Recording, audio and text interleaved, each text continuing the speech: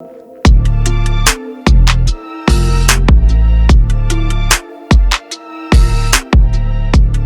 going on, y'all? Welcome to show number 10. Thank you for tuning into our podcast on all the streaming platforms, on iHeartRadio, Apple, Spotify, all that good stuff, and also watching us on YouTube and on Facebook. We thank you for tuning in tonight. We have a jam-packed show to talk about. We got topics from the inauguration that happened over the week, all the way down to the whack and laying behind versus battle that happened over the weekend. So we're going to talk about all that today on our show. But we'll have great people on our show to talk about it. Let's bring it to the table. Cali Chris. What up? What up? We have Lady A. Hello, hello. And back from his 2-week hiatus and 2-week vacation. Back like he never left. Yeah, back better than ever. We got B Wills. What's going on? What's up, everybody? How you doing, it's some people that's happy to see B Wills here right now. Cause all I know is my mentions and my text messages was flooded. It's some girls that was upset that you was not on the pod the last 2 weeks. Upset.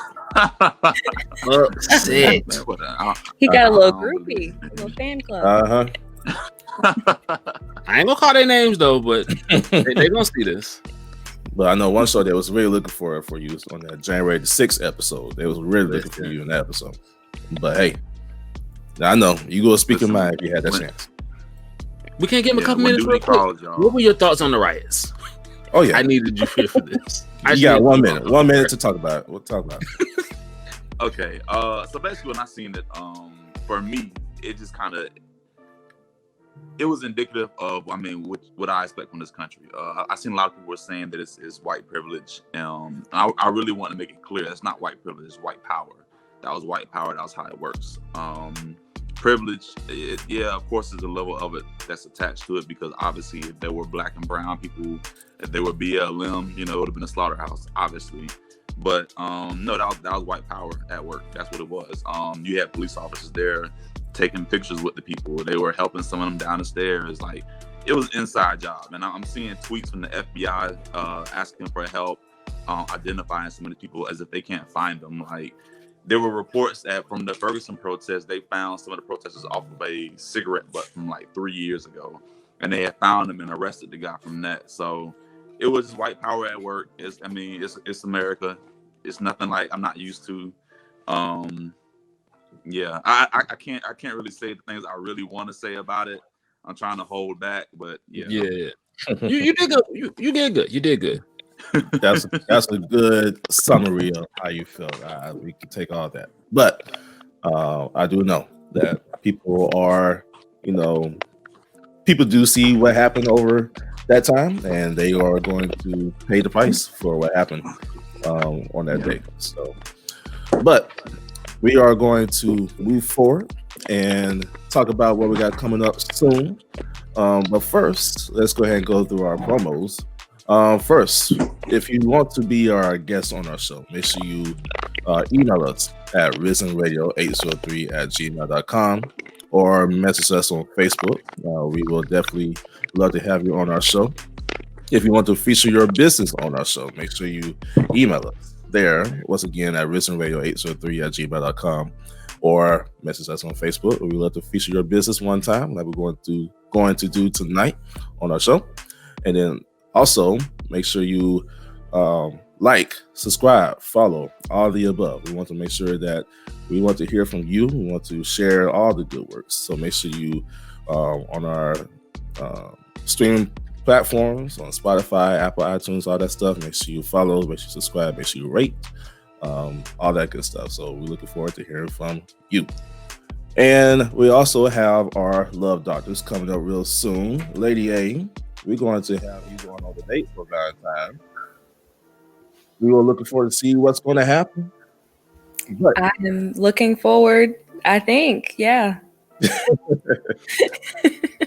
We're going to extend the deadline. If you want to sign up for Love Doctors, you want to go on the date night with Lady A for Valentine's Day, make sure you sign up on our Facebook page. The link is right there go to our You Facebook. do have to fill out a form. You can't just go there and click that you like the post. Something like that's fine. Click the link, fill out the form, and hit submit, and you're good. Fill out Some everything. people have to come back and do that, so make sure you do that. All the required slides.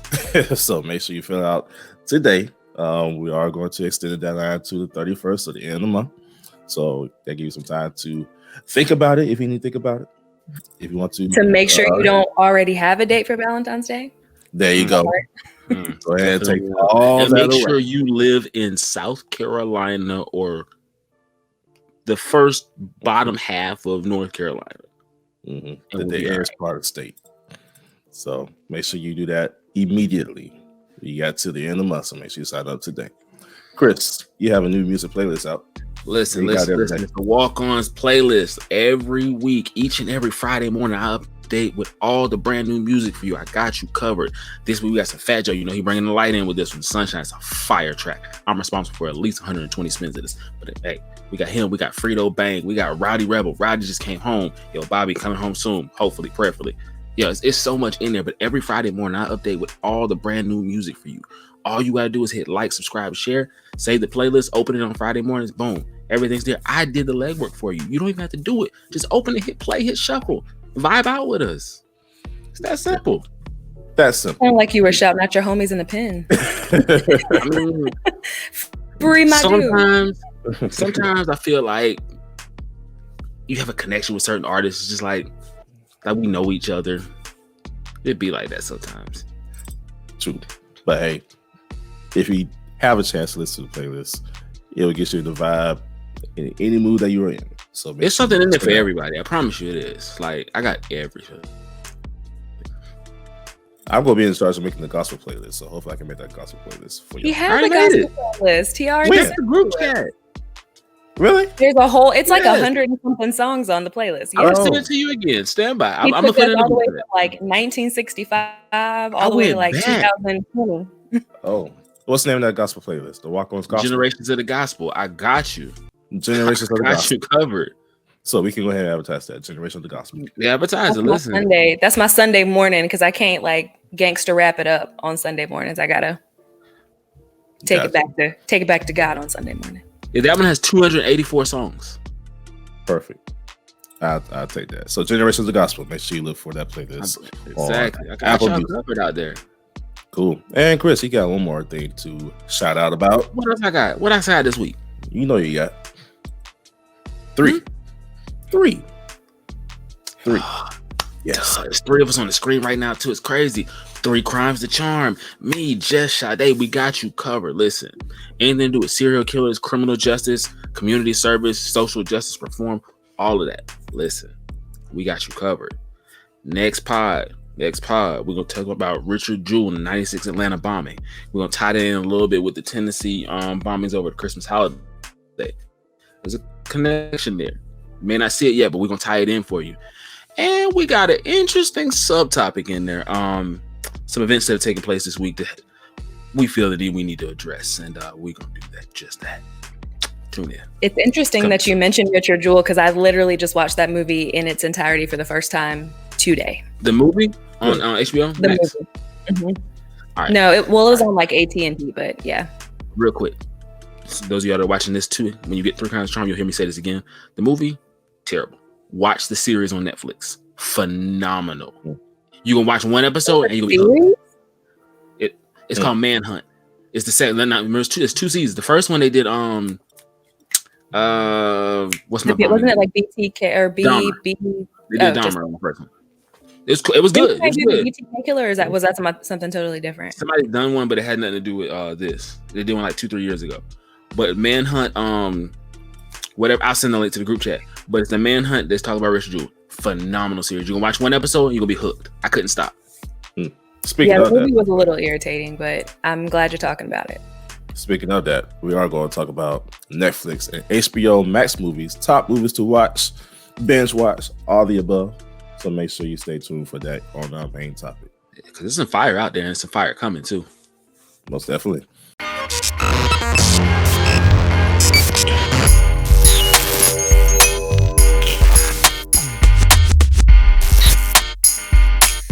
All right, it's time for the Fab Five. Let's get straight into it. Over the weekend, not weekend, like what, the middle of the week, January 20th was the Tuesday, midweek. The inauguration happened. Joe Biden is now the president of the United States of America, and Kamala Harris is now the VP of the States of America. I know I said that wrong, but hey, it sounded good to me. But everything is now official. And the best of the best was out there on. Well, it did look like that, by the way. That's an actual fake picture of the inauguration from years past. But yeah, because that is full of COVID. If that was January 20th, that was there full of COVID. That is not a of the inauguration on the 20th. But of course, social distancing was in full effect. Everybody had them. Well, most people should have their mask on. So I know. But it was actually a pretty decent event. We had all kind of stuff out there. We had the Bernie Sanders meme sitting by himself. He had all kind of stuff out there. As you can see, Kamala Harris, Dr. Jill Biden, First Lady, all there. Joe Biden, now official. And then of course you got to have the Walk-Ons. Yes, pantsuit. Michelle was out here stepping. Yes, pantsuit. She said that she ain't playing no games. She back with full of vengeance. She even with that mask on, President Obama's like, look at my baby. Look at her. Look at her. She fly. She killed her. Shout out to Sergio Hudson though. South Carolina product made that outfit. Look, listen, Sergio, if you are listening to this, I sent you a friend request and you denied it, and it made my heart hurt.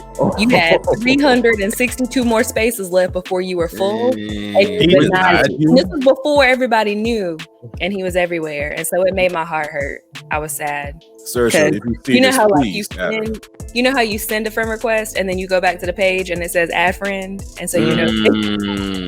Wow. Sergio, if you are listening, I sent you a friend request and you denied it, and it makes my heart hurt because I would like your services. I really want you to make me something. I'll pay you for it, like pay you the real prices. I just want you to accept my friend request. That's all.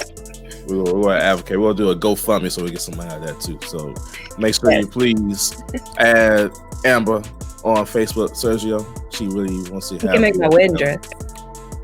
All that, but Sergio got you covered. He a cool dude too. Nah, this lady right here. Shout out to her. Was on she point. shut down everything with that poem, and the whole event to me was actually good. What's your thoughts about the inauguration? I loved that, she spoke so eloquently, and even her little hand gestures were just right on point. So I really appreciated her poem. It was beautiful. And now she's getting the respect that she needs. I see your facial expression, Brandon, and I'm not sure. No, I have some thoughts about the inauguration. Now I don't want to be, Debbie Downer, negative Nancy. But now get to it. Go to it. So y'all know, how I feel about my politics. Like, I'm extremely far left. Y'all know that. I was kind of annoyed with social media that day because to me it felt like people were just like, okay, I'm racism is over.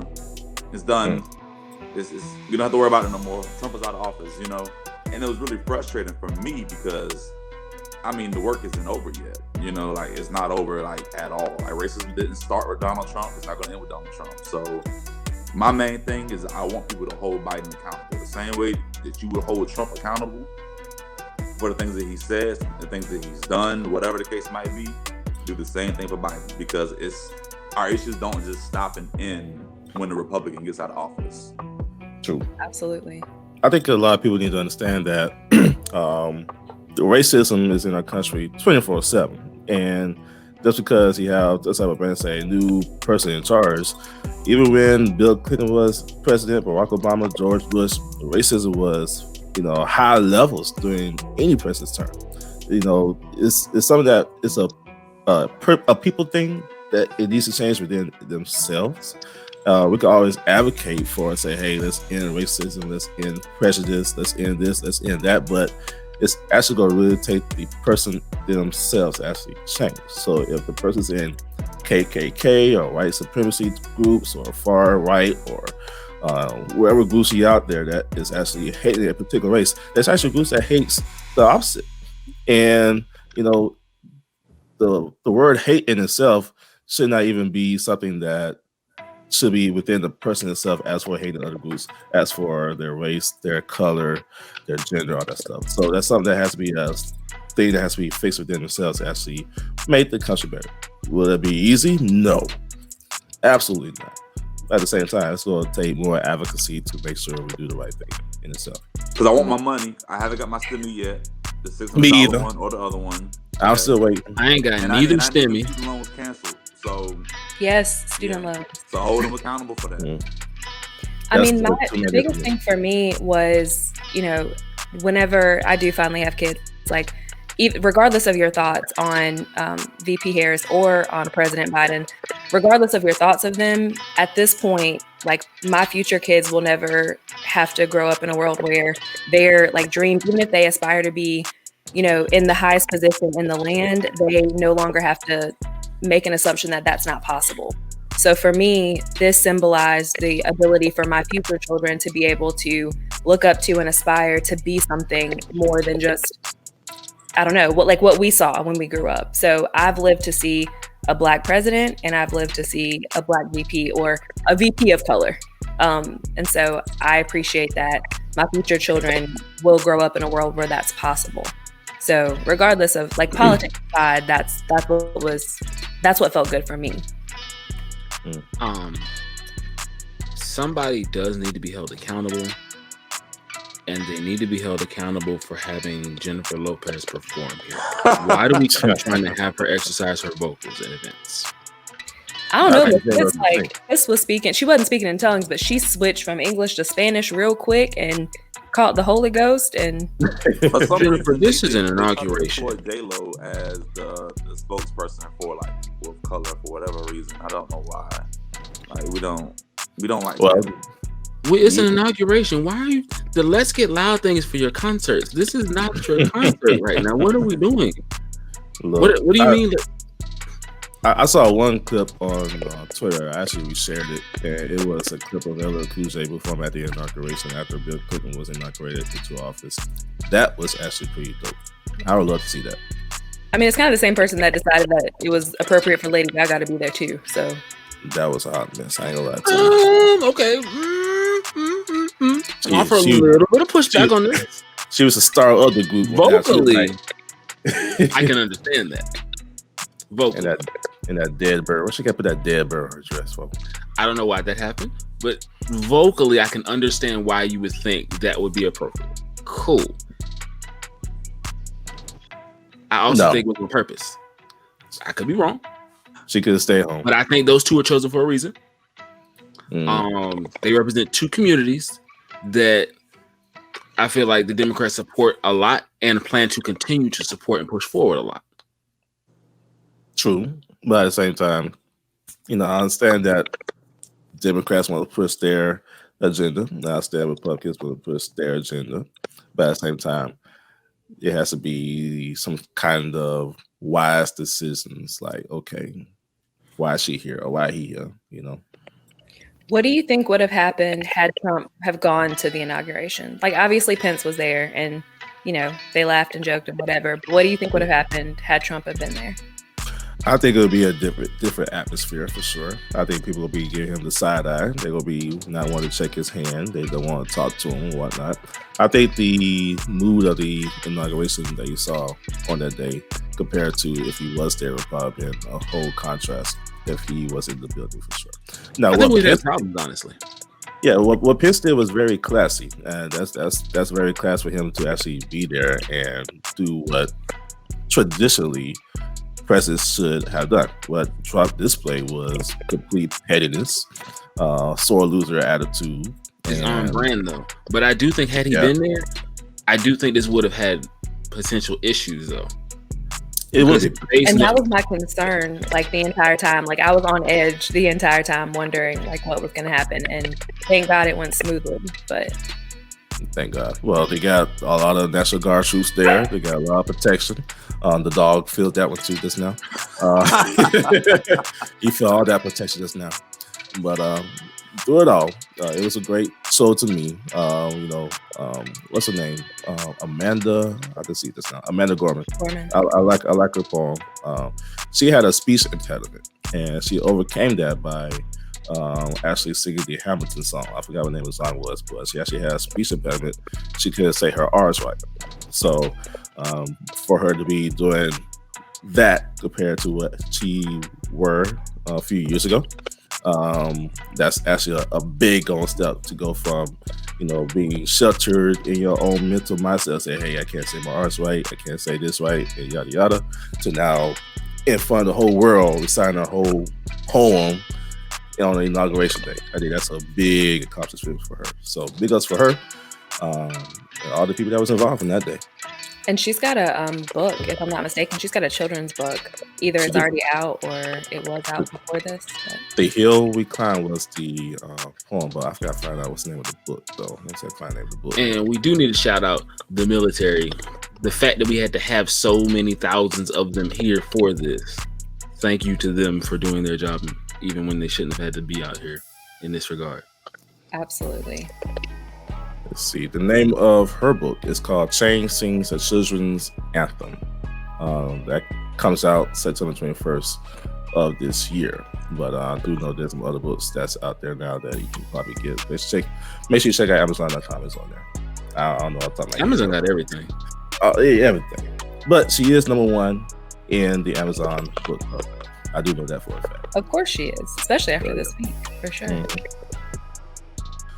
Wendy Williams, we're going to talk about Miss Wendy Williams. She is going through her, I guess, family brawls. Recently, last year, her mom passed away.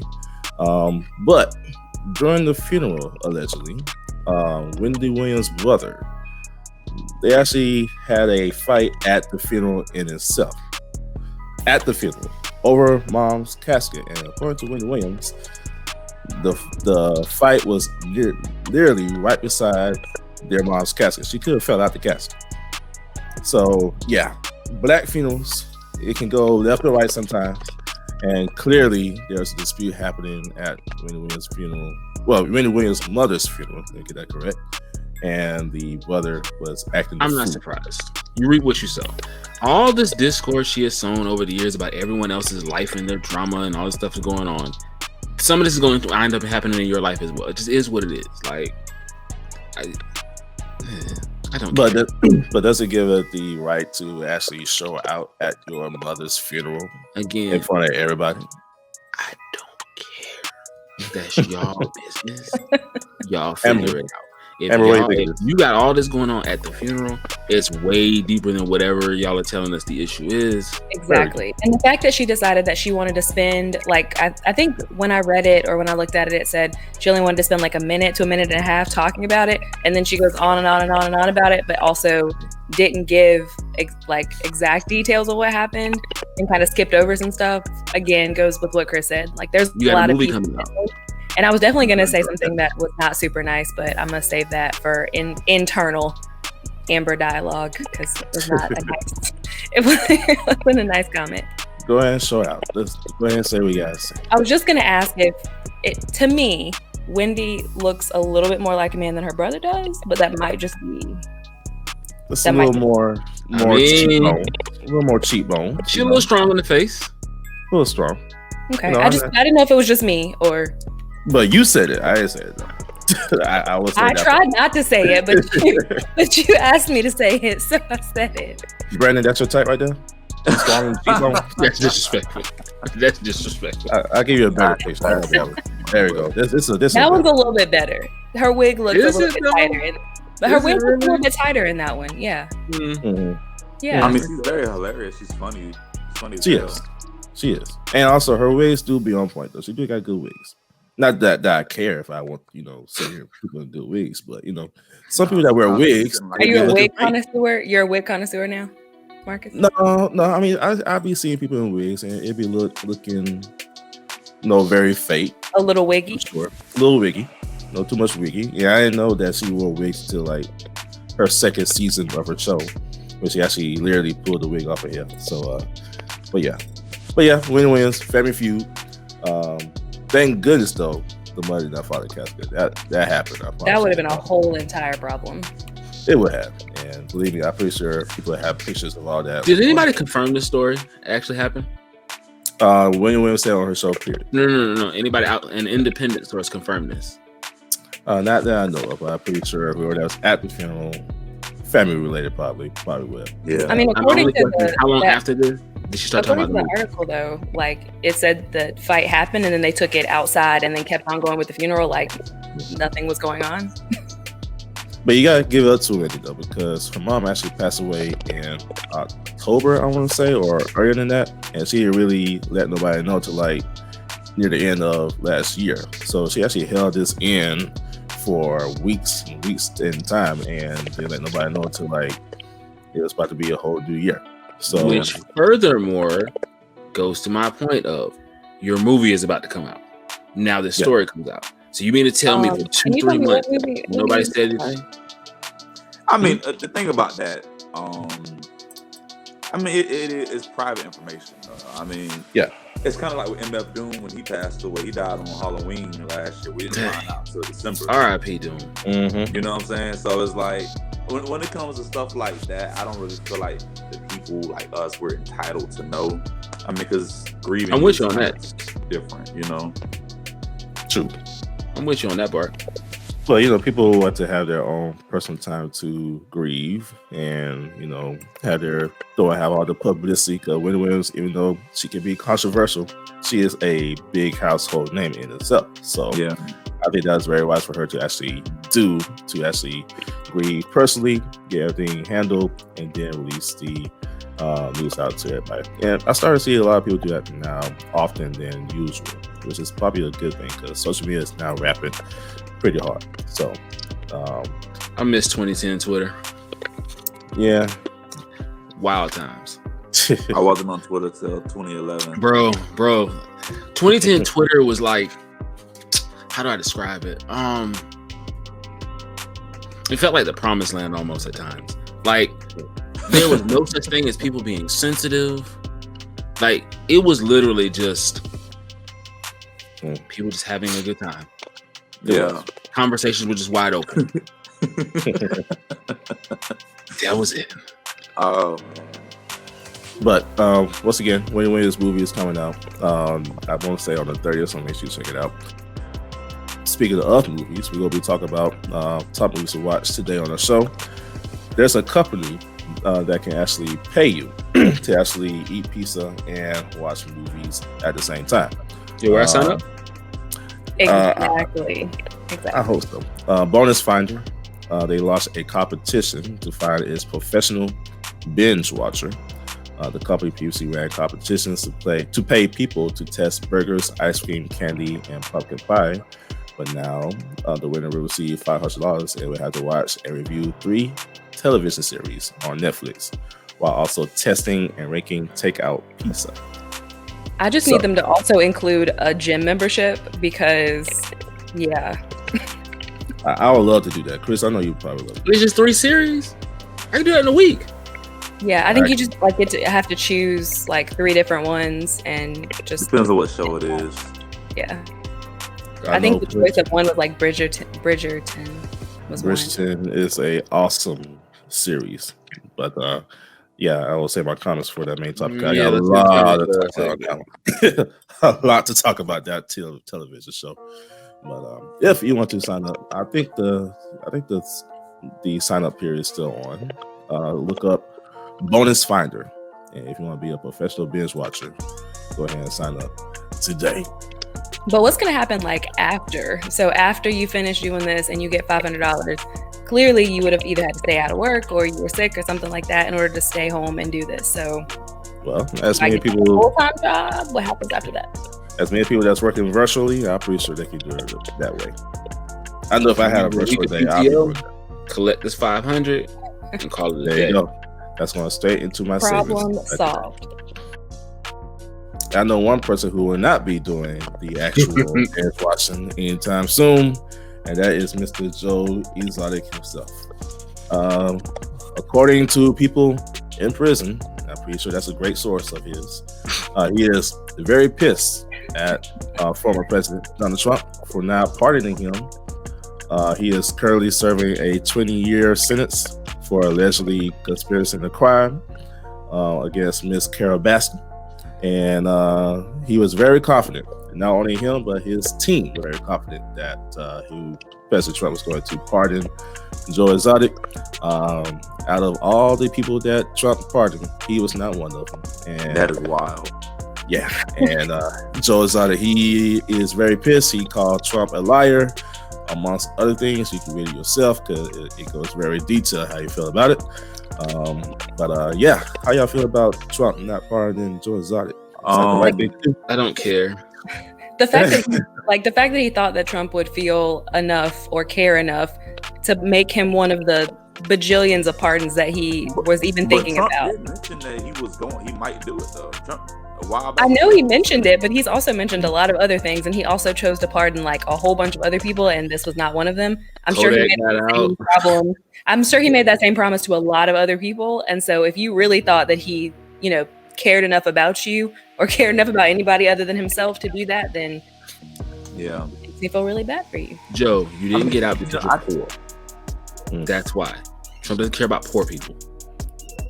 Well, I will say this, that he is using his, how can I say it, his privilege card, should I say, or gay card. That reason why he's still in jail is gay. But I don't think that's the purpose of him being in jail still. But yeah, he is going to be in jail for his a good long time. Yep.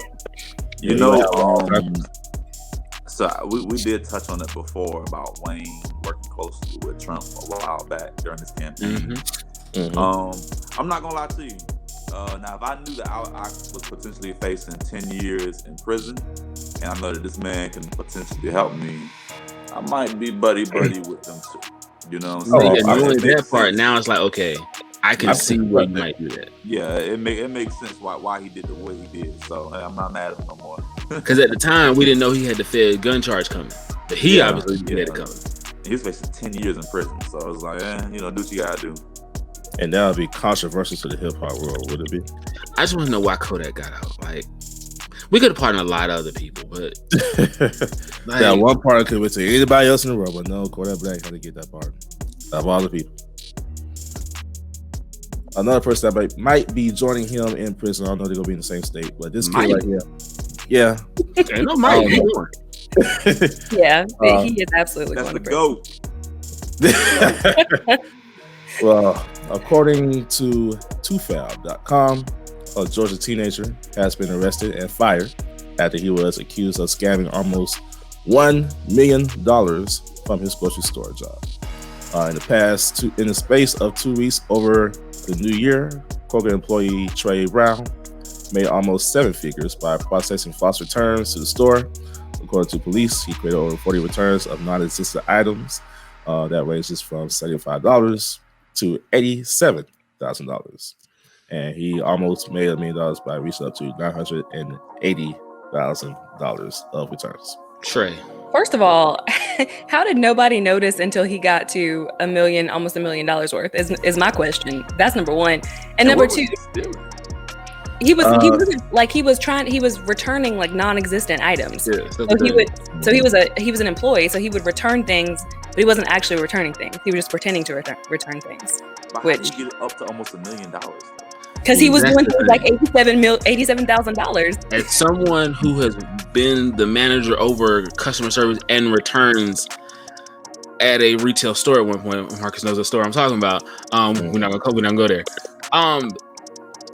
That's slack on management to allow this to happen, because there's no way he got that much going on, and nothing flagged the system whatsoever. The system itself should have stopped him from doing this. $10, yes, but $100, $200, $87,000. Like nothing at Kroger costs $87,000. Nothing. That's what I'm saying. Like the system itself shouldn't have been able to even process this legitimately. My only regret for him is that I wish he didn't uptake it so much. Like, I mean, he had to know that uptaking it that much, he was going to get caught. You know what I'm saying? So like, but I mean, when you go, like, when you do it every day and you consistently do it and you don't get caught, then I mean, that's what greed does. It knows you it can be addicting. It can be really addicting. If he was doing like 200 a day, it's still bad. Obviously, still wrong, but it's still, fam, in 2 weeks, 980,000. Come on, man. But not just that, like dude bought cars and then he totaled a car that quickly. How do you purchase and total a car in the span of 2 weeks? How do you do that? He's only 19 years old, but he has I don't care. He should not have a driver's license. I mean, look, he's a kid. He's 19. I mean, he's working at Kroger, so he's probably, I'm not being funny, but he's probably broke. I know they're not paying him hazard pay anymore. You know, they're probably making them more than $12, $13 an hour. I'm not gonna be too mad at him. You know, like me personally, I do not steal from grocery stores. You know, just throwing that out there now. Yeah, bro, let them know. Let them know. But I was gonna make a comment about that actually. I will never be mad at somebody else to spend on it. They gotta do what they gotta do to survive. Yeah, I'm not mad at him. I just think he is really, at some point, he got really stupid.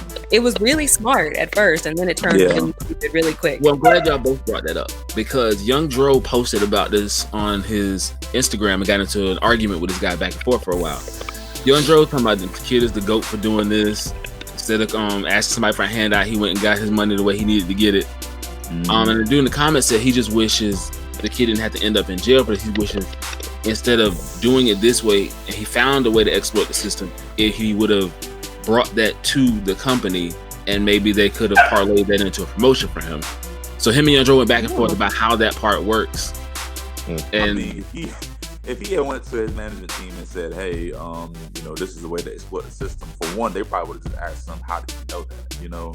So he probably would have got fired or, you know, arrested anyway, you know what I'm saying? But I mean, I wish that they wouldn't just immediately send him to jail. I mean, he's 19. I think the first step would just be just fire him and just move on. I think part of it was because of the amount that he had it been like $3,000, it may not have been a jail thing for them.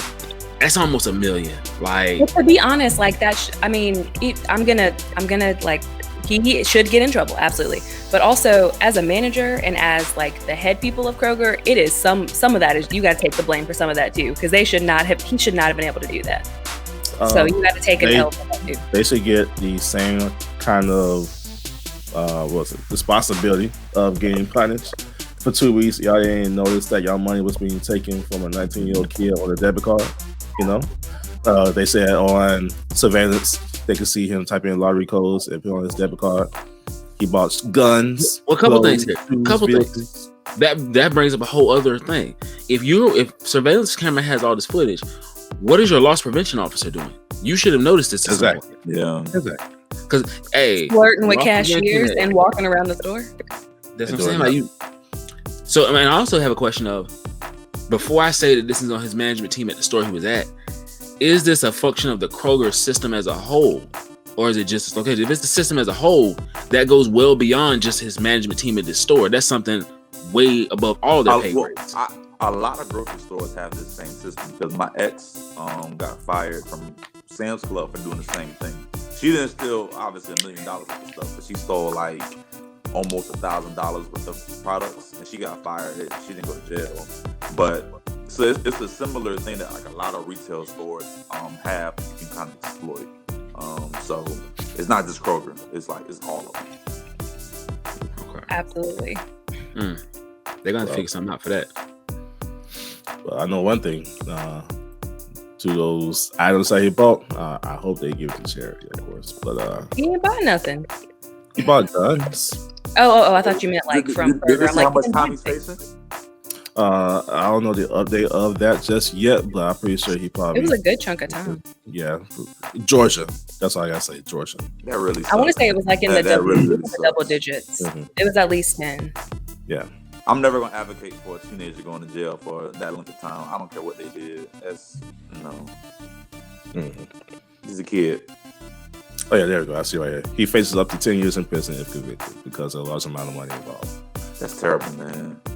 Yeah. But that is your Fab Five for the week.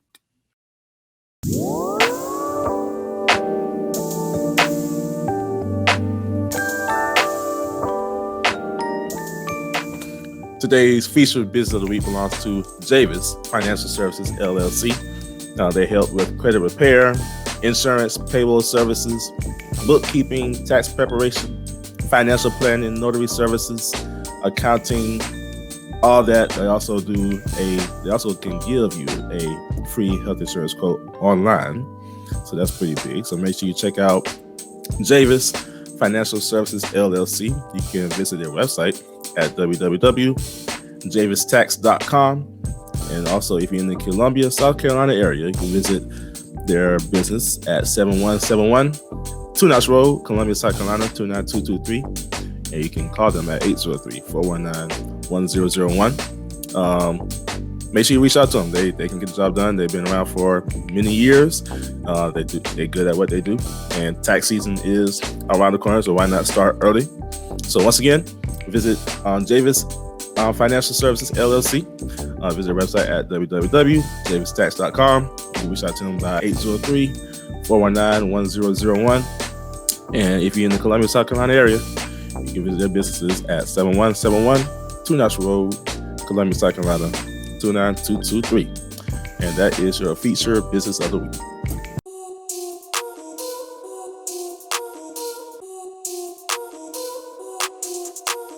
It's now time for a new edition of Food Trippin.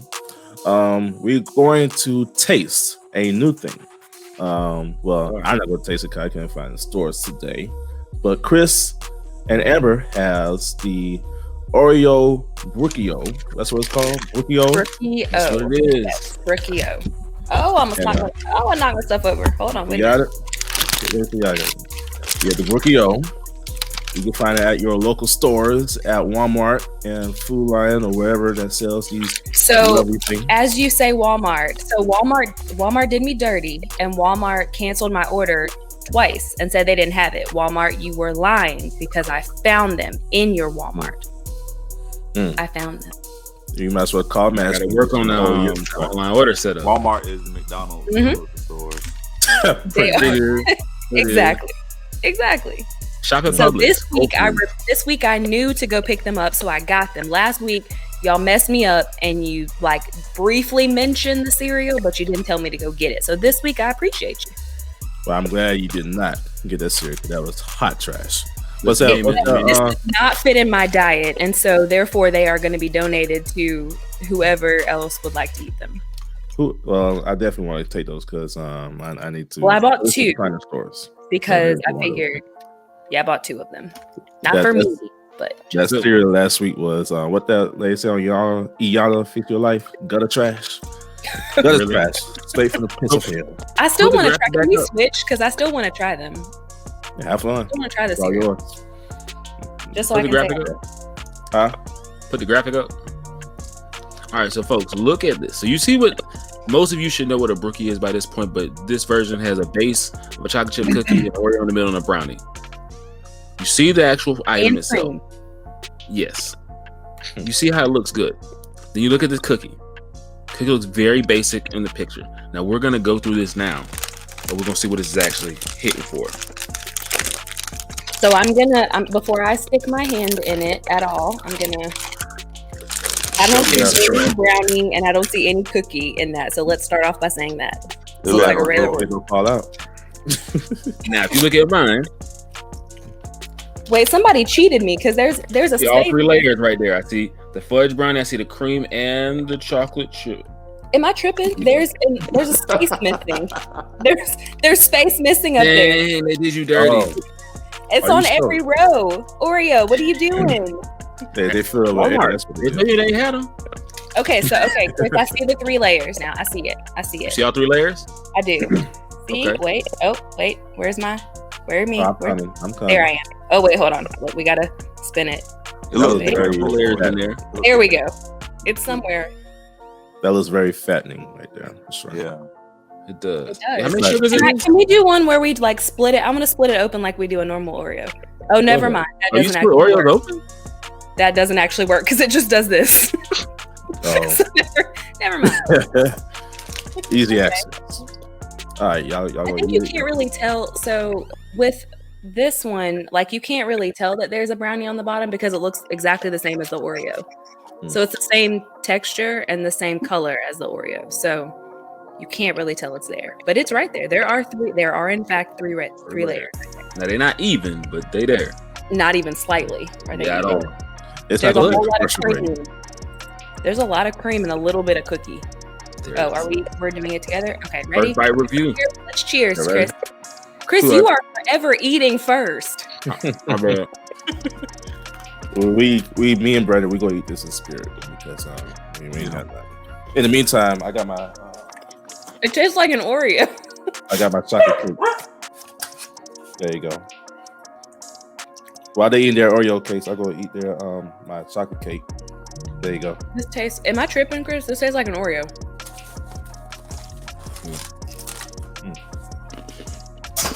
Maybe I don't know. Maybe I'm tripping. Like a regular Oreo. It It looks looks like a Oreo. regular Oreo. Chris, your facial expressions right now. I think there's just too many. I think there's too much cream in the middle. This does not go along with my diet too, by the way. You need some milk. Oh, 2%, No, I by the way. So yeah. she's right. It tastes just like a regular Oreo. Mm. I don't taste no different, no separation of flavors anywhere in there. See, just wasting your money. I mean, No, I like the Oreos. Oreos It's are not wasting amazing. me. We in fact did not waste our. I think the problem. So Oreo, if you're listening to this, I think the problem is you put too much cream in the middle. So reduce the cream, because if you look at this, okay, all right, you see it. I'm gonna unscrew it. Okay, that is, and my camera's not the best. So this is the cookie layer, right? So the chocolate chip cookie layer. This is the cream layer. You see how much cream is right there? All that white right there is cream. The bottom half, which I don't think my nails may allow me. There we go. All right. That easy, Lord. That How I feel? the brownie layer. See the difference between the cream and the brownie It's and the too cookie? thin. Yes. So if you would like for us to taste it, Oreo and Nabisco, then please put a good proportion of it in there, because otherwise this tastes legit like I overpaid for an Oreo that I'm not allowed to eat right now anyway. 10 minutes. But while I got your attention, Nabisco, while I put the camera, put them. I'm coming. While I have your attention, y'all do all these flavors. It's great, awesome. There's a flavor that you had about 12 years ago that I need you to bring back. The banana flavored Oreos. Those were fire. Ugh. I don't know who took them away, but I need them to come back immediately. No, It's thank called, you. it's called what again, Flavored Chris? Oreos? Listen, it was fire, bro. Like, it was fire. And I don't like bananas, but banana flavor stuff I do. That was fire. You can have it. It sounds crazy, but it was great. Man, That's all right. banana. I gave it a second Right. spin just to see if this was, and no, it in fact still tastes like an Oreo. Matter of fact, while we on the subject, the best flavor of Oreos that they ever came out with are the red velvet flavors. Hands down. I've No. Before. No. They have Easily. Yes. Red velvet don't taste like red velvet. No. Tastes like red pie. Has anybody tried the lemon flavored Oreos? Because I saw those in the store yesterday. Yeah, I'm cool. They can keep those. I was very tempted to buy those things. The gingerbread ones were decent. Never Yeah, had No, they my had favorite gingerbread. cookie ever in life that I don't buy because I will eat the whole sleeve are the Biscoff cookies that they give you on the Delta. But listen, Biscoff cookie, they also have Biscoff ice cream, like Mm-hmm. ice cream. So That's get you, good. Bars too. get you Yeah. an actual ice cream bar. It's Mm. legit. But it's got the cookie butter too. Put on some And waffles, cookie butter. mix it with the Nutella. And I told y'all the other week, I make cookie butter cupcakes. I don't make them for me, but I make cookie butter cupcakes as part of my whole little like spiel thing. So You know, go ahead and put your business out there. Yeah. cupcakes. Put the camera, bring the camera back. Uh, Cookie butter cupcakes. I told you this. You weren't listening. See, this is how I know y'all don't listen to me. I very clearly told you when you featured my business the last time. There was a while Your, back. your inability to listen to me, I have a lot of it. Christopher, your inability to listen to me does not mean that I have to repeat myself. You listen. You don't know how to I be listen. eating a lot of food shut though. down. Think about it though. You know how much, I am thinking. you know how much food I post? You know people tell me about food? Chris, you see me every week, son. He tries out new. I mean, you have a every day, point. though. I gave this one a second try just in case, but Almost every day. it still tastes like an Oreo. Well, Chris, Final thoughts. Final thoughts was this is a miss. It don't taste nothing like a Brookie. Like it's a regular Oreo cookie. Like you could have just marketed this as a double stuffed Oreo and called it a day. Like I mean, Oreo. what they should have done, honestly, and I don't know why they don't do this. Instead of trying to constantly change the cream to taste like flavors, Make the change the cookie outside. itself. Yeah. Yes. If it's supposed to be a Brookie, make the cookie itself the chocolate chip and make everything else in the middle. They should have try to balance it. Have Wait, they made cheesecake Oreos yet? Have Yes, they made yeah, you can cheesecake get them in Japan. It's a big seller out there. Oh, Have they made I got a what? place where you can get some if you want some. cheesecake What? flavored Oreos? Cheesecake. That I'll sounds send you a fat. link. I got to connect for you if you want those. Oh, I All want. that sounds Should fat. write Matter of or fact, hey, isn't there a website you can order like random snacks from like Japan Yeah. or whatever? Yep, that's where I order my stuff from. Okay, Pizza, so- right, I want to try that out. I want to try it out. I'm gonna send you a link right now. I'll put it in the group chat. we Chris can got me write on there already. So we can Yes, write, I ordered from them a couple months ago. What you say, Amber? write Nabisco. They don't give their exact address, but they're somewhere in East Hanover, New Jersey. So we can Oh. easily call or write them and give them suggestions. Not gonna lie, when I was younger, I called I think it was Nabisco, whoever makes Teddy Grahams, and I said, you guys should put this with peanut butter. This was before I was allergic to peanut butter. I said, you guys should put these Teddy Grahams with peanut butter, and they would taste really good because I was dipping them in peanut butter. And lo and behold, magically at some point, Teddy Grahams added peanut butter, and I didn't get a check. You should have guess your check. I still haven't got my check. So you're welcome. Well, let's make sure I advocate for that too. Oh, also, I want to throw this in here. I don't know if y'all seen it or not. So I seen on Twitter, right, that they I don't know if you noticed, but the variety chip packs that have like, the Doritos, Cheetos, whatever in them. You know, you can customize those online or order them online. You can get like whatever 12 pack you want. If you want like hot dill pickle, or if you want like jalapeno cheddar, it doesn't matter. You can customize them exactly how you want online and order them. What? I thought it was cool. It is, so that I don't have to keep like pulling out the ones that I don't eat and give them to somebody else. 'Cause Exactly. Yeah. you pull out the ones you don't eat, and then you're like, dang, now I gotta eat them because the rest of Yeah. them. Because then you got a whole variety pack with Fritos that you don't eat.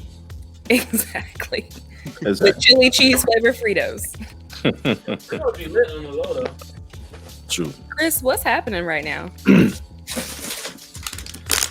The best chips ever, Uh-oh. probably right now. First off, Wrap Snacks. The seasoning they put on Wrap Snacks, fire. They season them well. But the flavor of the moment, I slept on this flavor at first. I did. Until I got there one day and I wanted chips and it's the only flavor they had. So I was like, fine, I'll try it anyway. Yo, the cheddar barbecue ones. Or the Cardi B ones. Yeah, Cardi B got like 12 different ones in her name now. I'm She sorry, got wait a 40 minute. Can you show me that again? Is that supposed to be Cardi B? Because that does not. That looks like a man. That's like Cardi her. B. That looks That's exactly like Cardi B. The Invasion of Privacy. The album cover, yeah. What kind of flavor that is again? That one's cheddar barbecue. She just got like the next three flavors. She got the pork skins now and honey. I'm not gonna say the word the way she does it 'cause I'm a grown man. But she got the honey barbecue ones, the spicy vinegar ones, and another flavor that she got for the pork skins. Rick Ross got it. He's the next person. He got his flavor dropping shortly, and it's the sweet chili lemon pepper. So my birthday's in 2 weeks. Can y'all want to slide me some pork skins or go find? I gotta find the pork skins first. They're exclusively in Walmart, but I can't find them so far. I want to know what word she used now. What word she used? But what? What word did she use? That whatever the occur thing. Oh, That I'm not doing all that. But it's salt and vinegar, whatever. Yeah, I'm not. that just made my whole Nah. week. Please say that. That's Chris. You gotta say that at least one time. When I find the chips, I'll bring it on the show and I'll do it live. That's the only My time. tongue doesn't roll that fast. Nah. Mine should be more like a gur instead of or what do you want to call it? Not a girl. A gur. Yeah. Yeah, I can't make my tongue roll that fast. Oh, I got somebody texting me now about our main topic. The movies. Well, my final verdict on these is I purchased them for nothing because they taste like a regular Oreo. Thank you very much, Nabisco. I Put appreciate them in the dirt. Call out the full government name. Nabisco Oreos. Disco Oreo from New East Hanover, New Jersey. No, thank you. Next.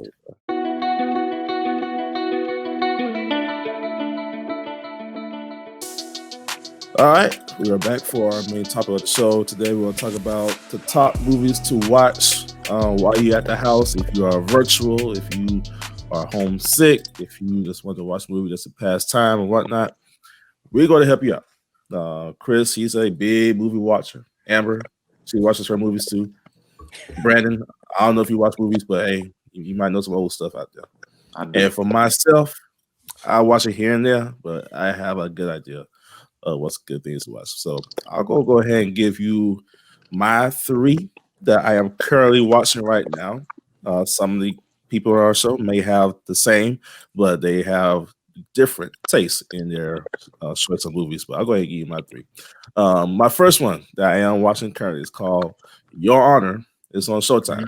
That TV series is real good. If you have not seen it yet, please watch it. It's on Showtime. It's on episode number 8, I believe. But let's give you a quick rundown. This is on this website right here. When the teenage son of a prominent New Orleans judge accidentally kills another teen in a hit and run, the judge urges him to turn himself into police, but changes his mind when he learns the victim was the son of a local mafia kingpin. And that's all I will say, because I don't give off too much. That alone gave off too much. So please watch that show. It is. You may think you may know what's going to happen, but you not, because it's always different turning points in that TV series. So if you ever get a chance to watch Your Honor on Showtime, make sure you do so. Here's the thing, but give them the best part about Your Honor. Who is the star of the show? What's it, Bryan Cranston? Bryan Cranston. If you've never seen Breaking Bad, Bryan Cranston is a phenomenal actor.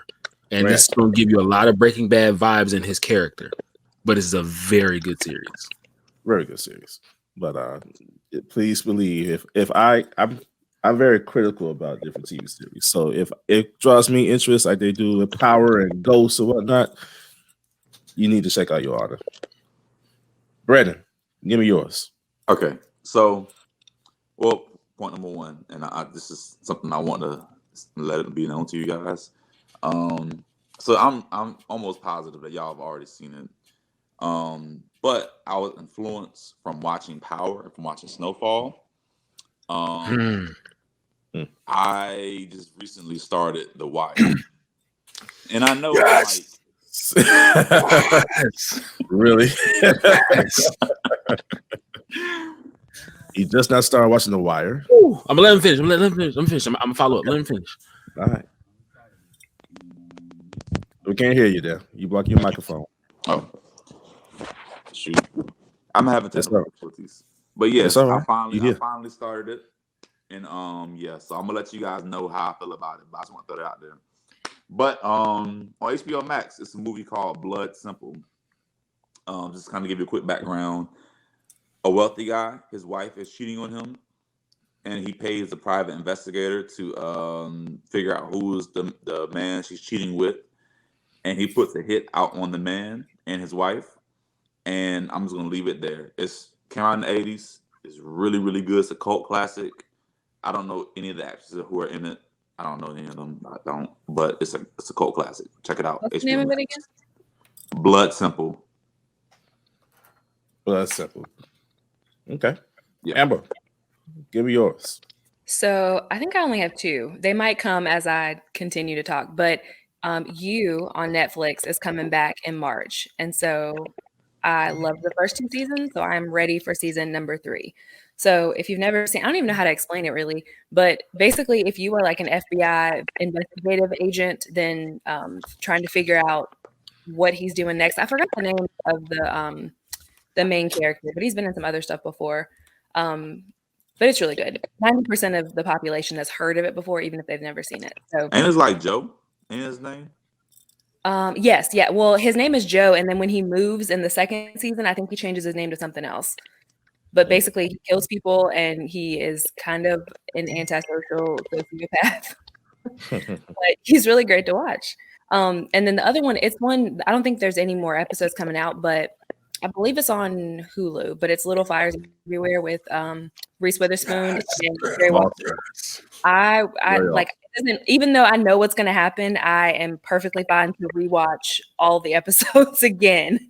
So yeah, those are two that I really, really like. And they're like binge worthy for me. I actually restarted You a couple of days ago because I know it's coming out again in March, and so I wanted to be caught up again. So, okay, Chris. All right, so I'm gonna piggyback on two things, and I'm gonna jump back to my stuff. Okay, Little Fires Everywhere, easily the greatest show to come out in 2020. Mark my words on that. Quote me on it. Whatever you want to do. Fire. The Wire. The Wire is one of the greatest TV series of all time. It was ahead of its time when it came out back in 2000s. Listen, that show spawned everything from what you see now on TV and series. That show started all of that. It was early, so people didn't know how to take it. So it is getting its critical acclaim now. It wasn't getting it then. So now that it's finally getting its critical acclaim, it's like you see this was the blueprint that started what you see now, how you see television now. Because if not for that, we may not have none of the stuff that y'all love right now. I've seen all 5 seasons of The Wire probably 50 or 60 times at this point. I love that series. So Brandon, I'm gonna be looking forward to these updates. I want to know how you feel. I'm gonna go ahead and let you know. Do not stop at season 2. The reason I say that is season 2 is going to be completely different from everything that you see now in season 1. But it's one of the seasons where you'll appreciate it when you get to the end of this towards season 5. You'll appreciate 2 because 2 couldn't go anywhere else in this lineup or it wouldn't make any sense. It had to go where it goes. Just keep pace with it because it'll all come together in the end and it'll be like craziness. But now, right now, I got friends of mine texting me about the show too. That's on my list. Lupin. Lupin is the number 1 show right now, Netflix-wise, in the world. It's beat Bridgerton and everything else that everybody swears they love. Lupin is the number 1 show right now. I think it's 78 million viewers worldwide or whatever. Yeah, that's the show right now.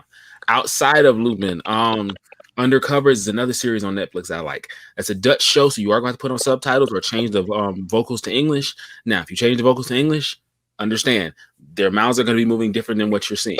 But the show is actually really good. Start at season 1. Don't jump season 2. Start at season 1. Finish it all the way through. The Manhunt series. They did Jeffrey Dahmer on the first season in 2018. And then end of last year, they did season 2, which was Richard Jewell, 96 Atlanta bombing. That was a phenomenal series. You're going to be hooked after the first episode. You're not going to be able to stop it. Promise you. You stick with those 2, you're going to be all right. Bridgerton. Everybody loves Bridgerton. The girls love my man. Bridgerton. That's cool. I like shows that are set in that time frame. So I'm cool with it. If that's not your time frame, it's probably gonna be a struggle for you, but you'll be okay. Queen's Gambit. That's another one. Really good series. Get into that. Amber mentioned You. You is a great series. He's insane, but at the same time, it kind of makes sense.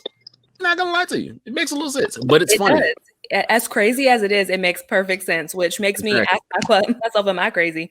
But no, it makes perfect sense. And even though he's slightly a sociopath, it makes sense, and it's great. Do you want to talk about the movies coming up, or you want me to just leave it there? You can do what's coming up too. All right, coming up, The Little Things comes out January 29th on HBO Max and in theaters. Denzel Washington, Rami Malek, and Jared Leto. It's 2 detectives hunt down a serial killer in LA, but it brings up stuff from the lead detective's past, which is Denzel. So we're gonna have juxtaposed positions there. It's gonna be really good. With the thing with HBO Max and Warner Brothers deal, for 31 days, once the movie releases in theaters, it'll be available on HBO Max for you to watch it from your subscription without any additional cost. After that 31 days is gonna come off, so you need to watch it in that month period, or you're just not going to get it without purchasing it in the theaters or on demand or whatever. Judas and the Black Messiah comes out, I want to say February. Oh, yeah. That's going to be a good movie. Do not miss this. First off, if you're Black, you better not miss this movie. This is important to our culture. Make sure you watch this. If you don't know the Fred Hampton story, watch the movie. Even if you do know the story, watch the movie. It's also, going to be really good. I haven't seen this movie, but I've heard that it's good. Promising Young Woman. Y'all probably have zero intentions of seeing that movie, but a couple of people that I know, it came out in the movies, and I think it's on HBO Max too, and it's on Amazon Prime Cinema, I think. So apparently, that's a really good movie. I I haven't seen it yet. I also wasn't going to pay $19.99 to rent it, so there's that. You paid to watch that movie, so it must be good. Then. I did not pay for anything. I listened to people who have paid to watch it. Okay. I don't know how y'all feel about it. Y'all probably don't care too much about it, but I am very excited for Kong versus Godzilla. Yes, it's gonna be fire. Drop, I think today. It looks like it's on what, HBO or Netflix? It's gonna be out in theaters. It's not gonna be on the streaming service. Yeah, What's not? Kong versus Godzilla. That's a Warner Brothers film, ain't it? I just saw it. So it's gonna be HBO Max. Yeah. Oh well, yeah. Hey, well, yeah. HBO Max, right there. Right there. I know a lot of movies are now going to their streaming ways now. So Mulan came out. It should have been that way. Yeah, should have been that way. It's the fact that the pandemic had to force us to make the changes that we should have already made. Greed is what kept these theaters open all this time. I mean, you some of do not have to go to a theater to watch a movie with your family. You should be able to do this from the comfort of your home. But I'm not going to lie. Like going to the movies, going to the theater and getting some popcorn and sitting in a seat that warms my butt makes me feel really good about life. Well, I hear you. I do. Here's my thing with that. I love the movie. So I always used to go to the theater, but on my mind, I always had, okay, if I'm going to a theater, I may not see everybody around me. There's a million people here. Somebody that I may have an issue with or may have an issue with me that I don't know about can see me here. I may not have seen them. So for 2 to 2.5 hours, I'm in a place. They know I'm here. I may not know that they're here. Anything can be happening outside before I come out here. And I have nothing to protect against that. That is true. I know that sounds crazy, but that's just how I... Thank you, Chris, for ruining my movie theater watching experience. I appreciate that. You're not going to go to the theater ever again. Absolutely. I absolutely will. Yes. What they used to say when what's that slogan? Thanks, Obama. Thanks, Chris. Mm-hmm. I mean, you can go to the movies now, and like, I'm not gonna lie, I've been a couple of times since the pandemic started. I haven't been in the last like 6 months or so, but I have been, and it just made me feel a little bit of normalcy. What movies you go see? Nothing came out 2020. They were all things that, like, right now they're doing like $5 movies, so it's just to get you out of the house and just get you out of the house, and for them to still make money. So none of it was new stuff. Nice.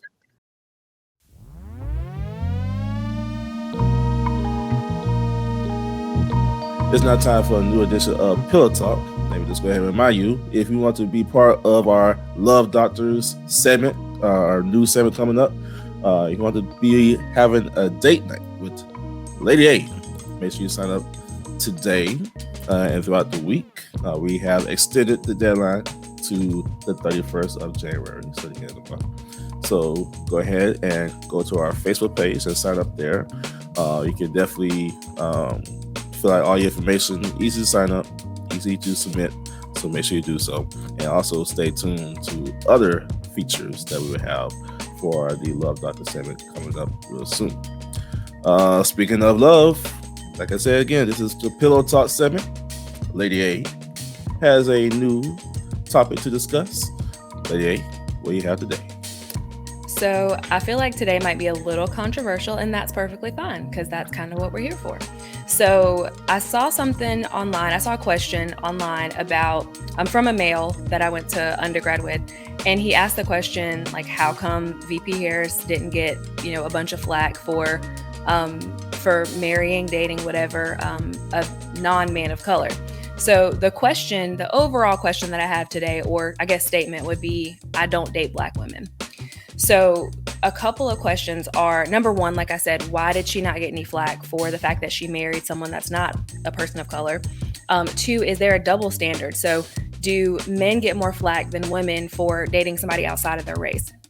And then question for all of my podcast folks that are on today, have you ever dated someone outside of your race, and have you ever gotten flack for it?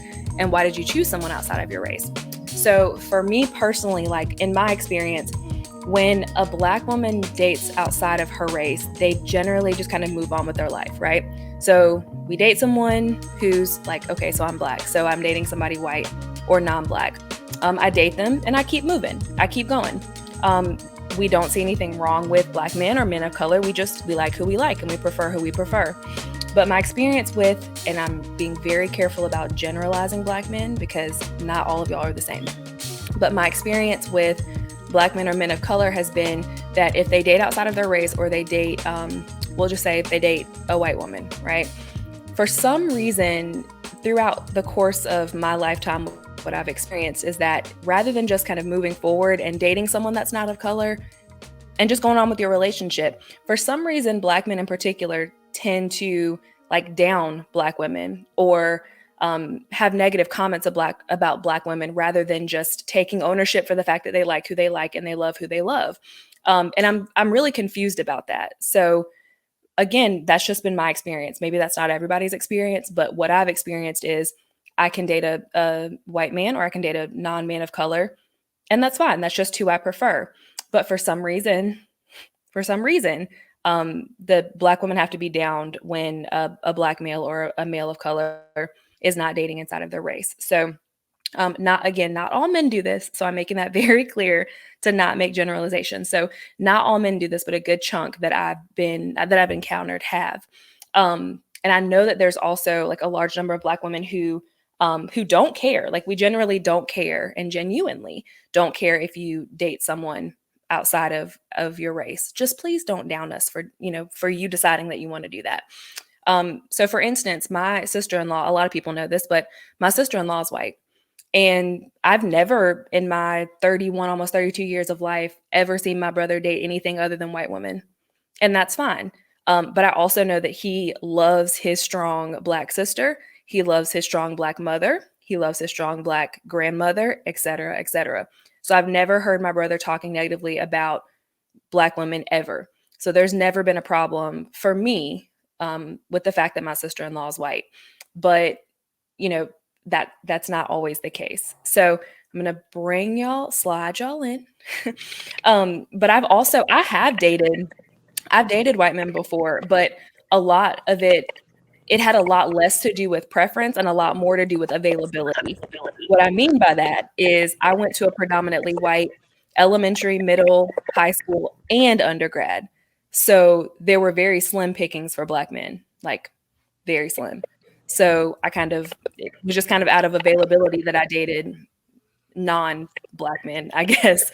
And I didn't have really any problems with that. I didn't have anybody say anything to me about it. I did have one, and I remember very vividly in middle school, I dated a white guy, and I called his house one day to talk to him, and his parents very clearly told me, don't ever call my house again. And they asked to speak to my mom and said, tell your Black child, don't ever call my house again. So since that point, I have not dated anybody other than Black men. And I love my strong Black men. I'm open to every race, but I love my Black men. So now I'm going to ask y'all, what are your thoughts? Have you ever encountered that before where you've heard Black men down their own women just because they have a preference to date somebody outside of their race? Okay. So I'm going to go first on this one. That's very, very loaded to me. Okay, so first off, I really don't mind people dating outside their race. Like very generally, I don't really care at all. You like what you like, you know what I'm saying? However, for me, I feel like if you're of a particular race, right, and you primarily only date one kind of person, to me it is weird. So like if you're like a Black man and you only date Hispanic women, or if you're a white man and you only date Black women, or if you're a Black woman and you only date white men, to me it is a little bit weird that you only go after those of that particular demographic. Because to me it kind of goes into the lines of like you're fetishizing them in a way, That makes sense. Like I mean, because like I'm open to dating like all different kinds of women now. Like living in Houston is all different kind of women here. But yeah, it's a very like thin line between like actually like valuing them and their culture and their people and who they are, and where you're fetishizing them. So I think it's like a very thin line. Generally, I don't really care. But if I'm with somebody and I look at their dating history and it's nothing but white men or something but like Hispanic men or whatever, I look at them with a side eye, because it's like, why? Like why do you only date them? I didn't think of it that way. That's a good way to look at it. That's why I keep certain topics specifically for you, Brandon, so that I can get a totally different perspective on things. So I appreciate that. I think for me, actually going to a predominantly white school, I had my share of testing the waters of the other race, shall I say. So I dated a white girl before. I dated, I think, like what, one or two white girls before Chris. I don't know, Chris. You know my history. The fact that you have to ask Chris sometimes to answer your questions about your dating. Remain nameless. Remember that one instance, she's gonna remain nameless when you showed up at her house. Yeah, I know. Yeah. I had my history, but I'll say this: living in the South, you automatically going to have that stigma of people looking at you or judging you by what are you doing. Like, you supposed to date, if you black, you're supposed to date black. If you white, you're supposed to date white. If you Hispanic, you're supposed to date Hispanic. And I remember this one time, when this is not a dating thing, but I remember this one time, this one girl, me and her just not going to USC. My parents met her parents because we was at this orientation, so we automatically was cool. Like, okay, hey, you just not come to USC. This is my first year at USC. Let's go and help shop, for the dorm one time. Me and her went to Walmart. Okay, I have not been looked at so hard at Walmart in my entire life. Like, as soon as I walked into the door, it seemed like all eyes was on me. Like, hey, what's this black man doing with this white girl at Walmart? And they are together. Like, we just walking around and talking. Like, okay, yeah, we're not together. We're just friends. What's the problem with that? But to the eye, they thought that me and her was together. So it's all this stigma of, okay, what people's going to think of me if they see me with this white girl. So in me, I started to back up a little bit. Like, hey, she's a full 50 yards ahead of me. I'm way back here because I was getting tired of being looked at and being mentally challenged of what other people thought of me, pretty much. Now that I'm more, mature in my age, and now I don't care about any of those things itself. People got to look at, we're in 2021 now. This is not the 60s.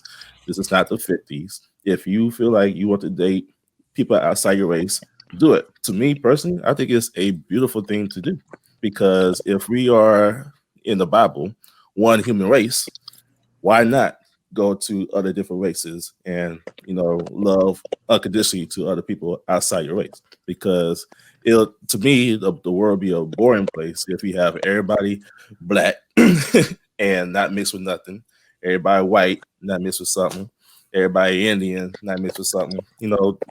Mix up the juices a little bit. I need you to find another way to say that, my guy. Mix up mix up a little bit. That's for fun.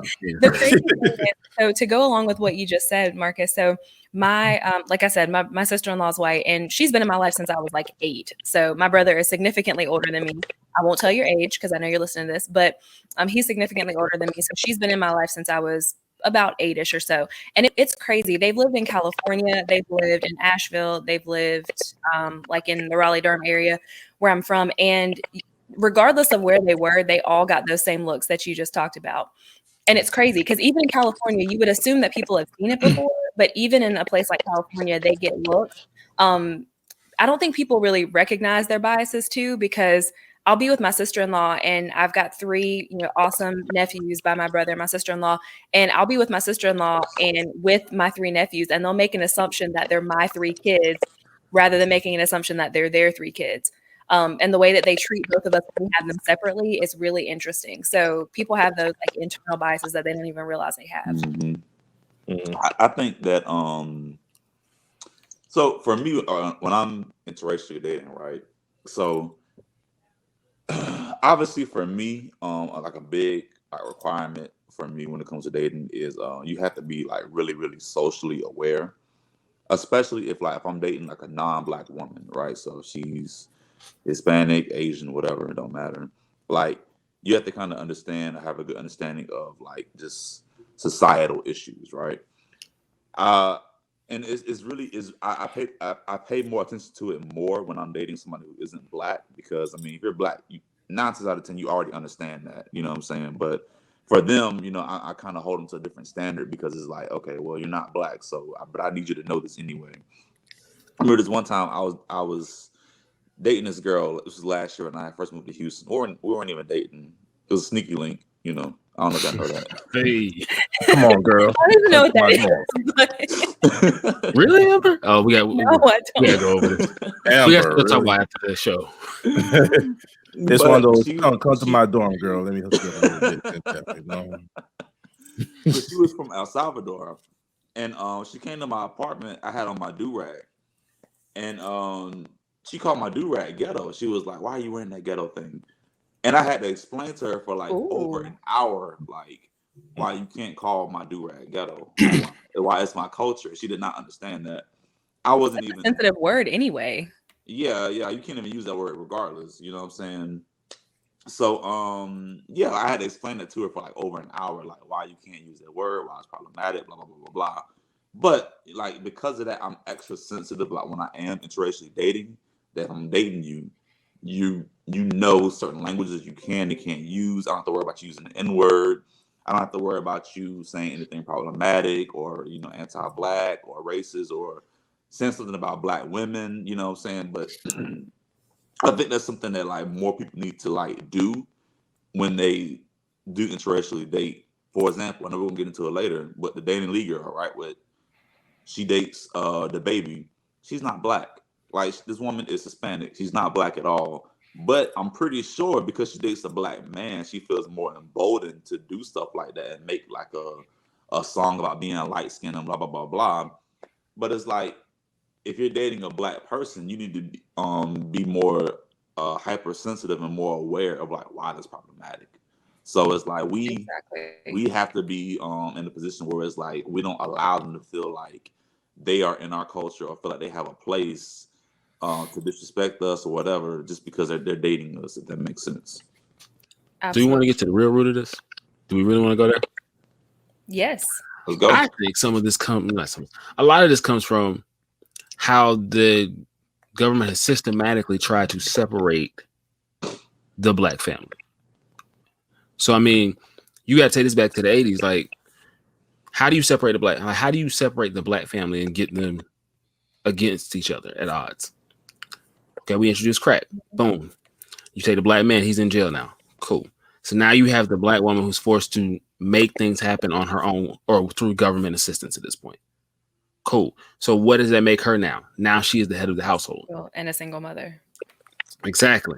So what is a generation of children? I'm trying to make sure I say this the right way. I'm not trying to be disrespectful. When you have a generation of children that are raised by a single parent through no fault of their own, again, I'm not trying to disrespect how anybody was raised, but you're not getting the male half of things in every situation. Some children were blessed enough to have a stepfather or a mentor, somebody step into that role so they still got it. Everybody was not. So now you have boys growing up trying to figure out life themselves and just emulating what they see in front of them. So if all you got is drug dealers around, you're like, this is what I'm emulating. Cool. You have girls that are emulating what they see around them. They say a single mother who's doing A, B, C, D, E to make it work. So now it's like you grow this shell in the sense of I don't need a man for this because I can make this happen, which is, again, it's not anything against strong black women. You want that. Shout out to them, all of y'all. Beautiful. Love it.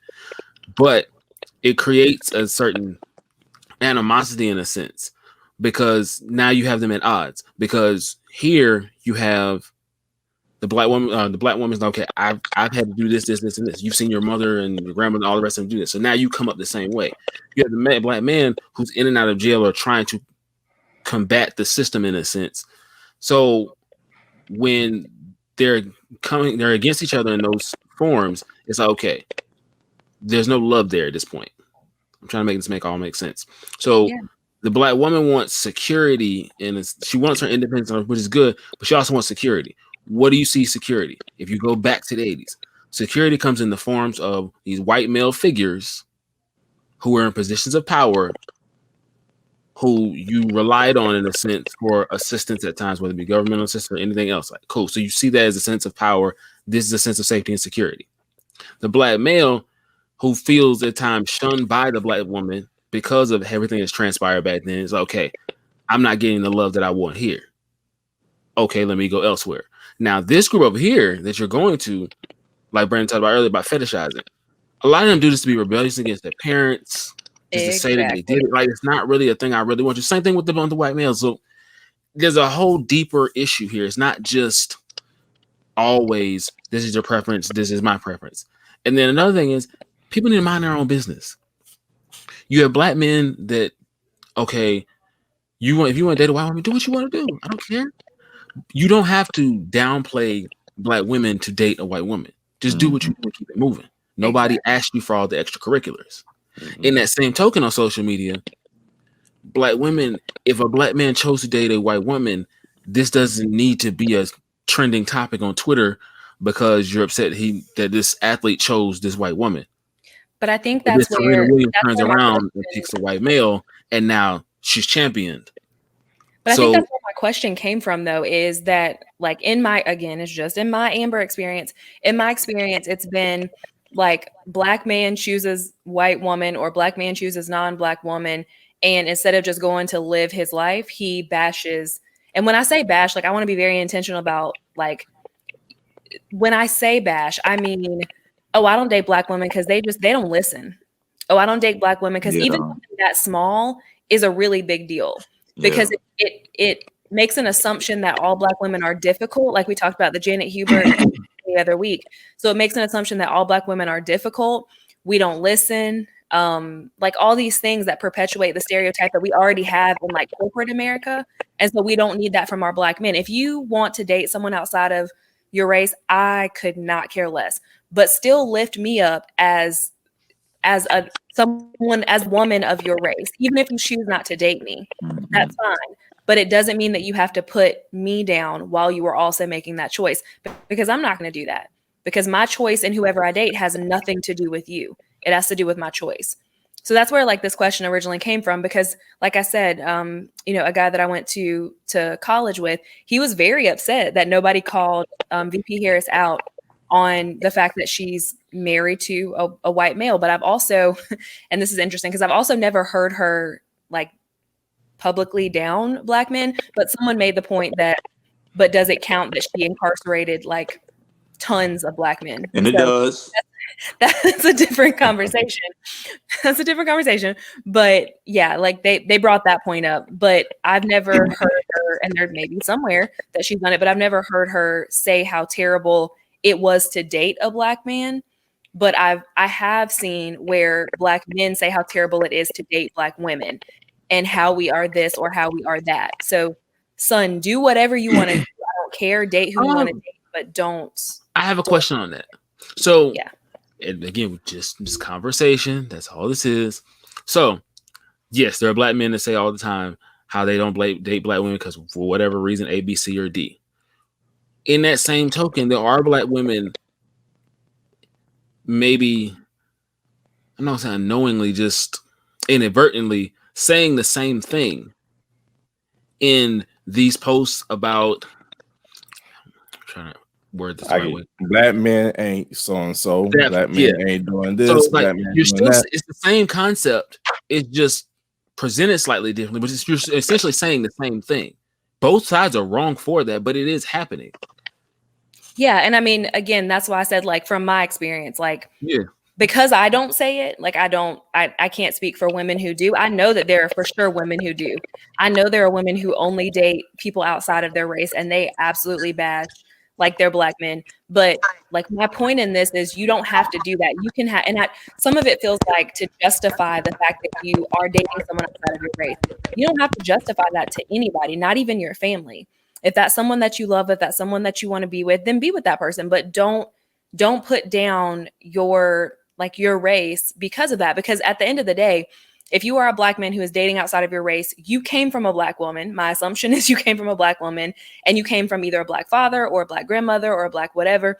So don't down your race because you have a preference and because you made a decision, because you don't have to do that. we just gotta love each other more. Like, Black people have to do a better job of loving and respecting each other more. If we can focus on that, we'll be light years ahead of where we are right this moment. Absolutely. I mean, the I thing think is that's though, it. the thing with that is it's not really like an issue with us. It's more so like a thing that we have to dismantle when it comes to white supremacy. Period. So I mean, it's really easy, to say we have to love each other more, blah blah blah, which I 110% agree with. But when you're taught and you're groomed and you're molded to think, well, this Black woman is difficult, right? So get you a white woman. She's docile. She's innocent. She's easier to control. It's kind of pushing you go toward that way, and it's like that's a direct result of white supremacy. Same thing with Black women. If they seek out white men because they have more money and they can take care of you, you can be a housewife and live an easy life, right? It's just an effect of white supremacy. We have to dismantle all of that first. So, well, that's a similar discussion we had last week when Chris brought up the point that a lot of the guys that were part of the Capitol riots last week, if you see who they were interviewing, most of the guys that were, the leaders of the riots last week have Black wives. And that brought up the discussion about, okay, so these white supremacist leaders who have Black wives, are they treating these Black women as quote unquote property? And that's just the modern day racism. It also feels like I have a Black friend kind of rule. Like, I'm not racist because I have a Black friend. I'm not racist because I have a Black wife. Like, that's not how that works. Yeah. And it's like Black women are the most fetishized group of people probably in our world, honestly. I mean, why wouldn't we be? We are beautiful. We are strong. We are hard work. Yeah. Of course, you know what I'm saying? But it's like, because Black women are fetishized, like they look at the Black woman, they're like, oh, she got this and that, and she's this, blah, blah, blah, blah, you know what I'm saying? So they will fetishize your features and what you have to offer from the outside, but still will directly vote against your rights. But sometimes, Black women and Black men, they usually bring it upon themselves, and not necessarily always the effects of white supremacy. I'm sure that it goes a long way, but sometimes it also goes from what they actually bring upon themselves. So if a Black woman do not like what she experienced in her time dating Black men, she's been in 5 bad relationships, all them Black men, you say, you know what, I'm gonna go outside my race and try this out. In some instances, some women go outside their own gender and date the same gender, and same thing for the men, vice versa. So if they have these bad experiences and say, hey, I'm going to try something new, it's something that they bring upon themselves. And then once they find a person that they really want outside their race, no matter if they're white, Hispanic, Indian, or whoever, they go to say, you know what, I have the immature ones, shall I say. The immature ones would be out there promoting and dogging their own race, saying, hey, I got this in my wife, I got this in my husband. Y'all ain't so and so. Y'all ain't this. My wife can do this and stuff like that. Chris, I see you waiting in the wings. So it's your topic. Go ahead. I'll wait. Well, no, I was gonna say, like, y'all know I'm the queen of like calling people out, even calling women out. I love y'all, women, and I know y'all are watching and listening. And I still need to call some of y'all out. Sometimes Black women or any woman of color, every once in a while, there's one who just wants a quote unquote mixed baby, or a baby with good hair, or a baby with light skin, or a baby with whatever, and we have got to stop doing that. Like, we got to cut that out. Look, so I got good hair. Look at all this good hair I got. I am. Look at them curls. I'm 95% African American. Where them grades come from? Huh? Where them grades come from? You just turned 30. Where them grades come from? Stress. Yeah, you got some of them in there. Hey, I know what stress. I'll leave that alone. What was headed off camera? No, I literally have one like right there in the middle of my braid. I have a lovely. Here's my thing. A lot of times, also the people that have the bad relationships, this race or whatever, so they go outside of their race, whether male or female. What I also observe is 9 times out of 10, when they go outside of their race, they pick someone that's the polar opposite of every bad relationship that they had. So my thing is, it's not that you couldn't have found somebody in your race that was right for you. You keep picking the same person, just in different name. So instead of going outside of your race, You can find somebody. Find the person that has the right characteristics, personality traits that you need to work with you. You ain't got to necessarily go outside of your race to find it. It's not, again, I'm not gonna lie. you That's want to part date. of. I don't care.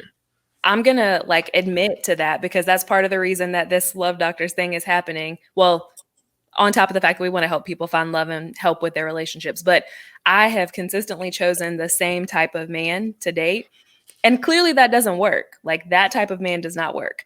So Amber. Lord. that type of man is not the appropriate man. So that is why I'm trusting y'all. If you can hear the conversations me and Amber had before, it's Lord Jesus. That's a whole show by itself, honestly. Yeah, it is. So, I mean, part of it is us making the right choices, and I will absolutely admit to the fact that I've made some terrible choices because Everybody made terrible Shit, we decisions. all have. That's a fact. I've seen potential in people, and I have made potential does terrible not pay the choices. bills.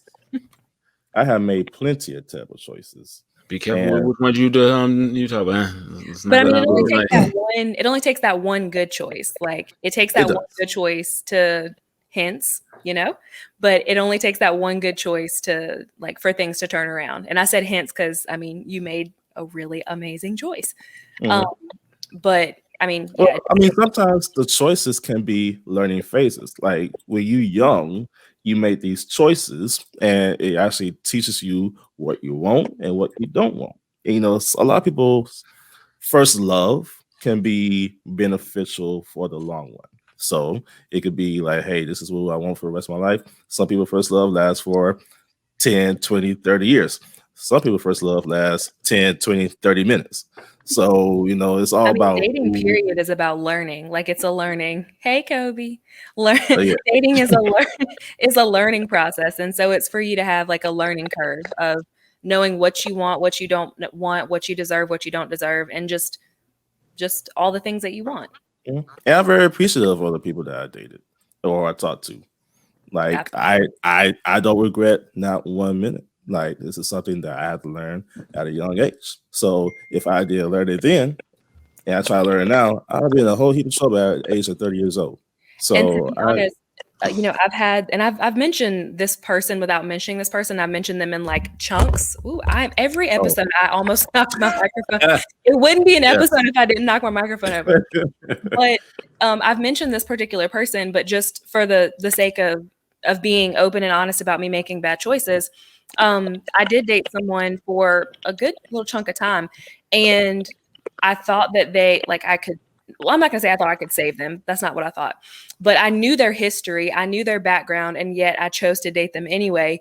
And I mean, things were great, except they had an anger problem. They were ex-military. They had issues with previously being on drugs, and literally every year, the day before my birthday, I always had a slight panic attack because this person tried to kill himself on my lawn the day before my birthday. So that was a learning, and I'm being vulnerable in saying that because that was a learning experience. And it's easy for people to say oh, don't you regret that? Don't you wish that never happened? Absolutely not. Because it taught me a lot of things about who I was choosing and who I did not deserve. Or who didn't deserve me. Should be the other way around. But what I wanted and what I didn't want and who I actually deserve. And that was not a person that I deserve. So there's that. So speaking of learning experiences, that is definitely. Well, I can tell which one is Kobe's first love, Brandon. Because look, every episode she is like, I am the fifth member of this band. He obsessed with me, man. I can't do nothing about it. I think that's who you should date for a while, Brandon. You should just grow closer to Kobe. I was about to say something. I say, you know what? No, I can't say it. No. This ain't the uncut walk-ons, It is not. You might hear that one day. Yeah, one day. I know I asked y'all to without breaking the bro code. Have y'all been around men? You don't have to tell their business. I just want to know as men. So have you been around men who have intentionally downed women of their own race? And I'm not even just talking about Black women or Black men, but people who have intentionally downed their own race when they are dating someone outside of their race. When I was Do I know- younger, You said when you were younger, like Brandon? in high school, yeah, but not like as an adult, no. Okay. I can say that you talk like witnessing it personally, Like just hear. I mean, y'all have like bro conversations, like male conversations. So have you ever like heard or like had a text conversation or a phone conversation or whatever, but heard some of your friends or men that you knew that downed their own race just because they made a decision to date outside of their race? Personally, no, I can't think of somebody off the top of my head like that. But have I seen it done before? Yes, but that's actually knowing the person like firsthand, no, because usually you want to surround yourself with people that is very supportive and upbringing and whatnot. If somebody were to draw their own race of relationships, that would be like an automatic cancel button for me because everybody is a human being at the end of the day. No matter what color you are, you can be purple all you want. If you look fine, you're smart, come on by. You good to go. Come on, let's go. Let's do this. But that was back in the day, though. I can't I can't do it now, of course. But if the skin color should not matter to anyone, the race or the culture that they are in should not matter. Now, I understand that some people who dates like different cultures in itself, like in the African culture, this is off topic, but in the African culture, you have 9 wives. I'm pretty sure ain't no woman in the United States of America is going to date an African, except for Lisa from the 90 Day Fiance. Wants to date an African. Yeah, that's my show. That's my show. That's not why. so it's always those kind of people like, hey, I'm not going to date that, but some people might want to do that. So you never know. Broaden your horizons. Chris, I feel like y'all want to have a conversation about that subject. I got somebody that kind of is in that world. If y'all want to have that conversation, we can bring them on the show. Bring them on the show. Let's have that. I love having open dialogue about certain subjects. So I am more than happy to have them on the show. I see what I can do. Like we had one person that I absolutely disagreed with, and I am perfectly fine with disagreeing with you. We can both have 2 totally different opinions. My God. Do you follow him on social media? Me? Absolutely. So he has massive amounts of chest hair, and he got it waxed yesterday. And it's footage. Yes, it's footage. Yo, it's crazy. That man was wild. Actually, that was him tame. It's really hilarious that I didn't mention any details. I didn't mention any names, and everybody knew exactly who I was talking about before I finished saying what I was saying. My God. He's cool. Well, I mean, I appreciate y'all like giving your honest feedback. And so Marcus, you told me you dated someone outside of your race. Brandon, you told me. What about Chris? What about you? I dated a Hispanic girl one time. Okay. That's it. Was that Wasn't right home about him. Cool. Straight to the point. I did a Hispanic girl. Okay. Well, did she talk Spanish like continuously? Like get like a translator? Or? Yeah, we're live recording, so I mean I can answer further questions off the recording, but sure. Okay. Well, I mean, we love who we love, we like who we like, and just don't dish your own people. That's all. I would definitely say my experience with the outside race was quite interesting because it might happen in high school. Oh, that's what you want to say. You want to call it interesting? Okay. Yeah, it was quite interesting. So what we're not going to do though, Chris, is call Marcus's stuff out, but you want to keep yourself. I didn't call it out. That's what we're not going to do. All I said was interesting. I can go in detail. I didn't give you the detail. I didn't give you the detail.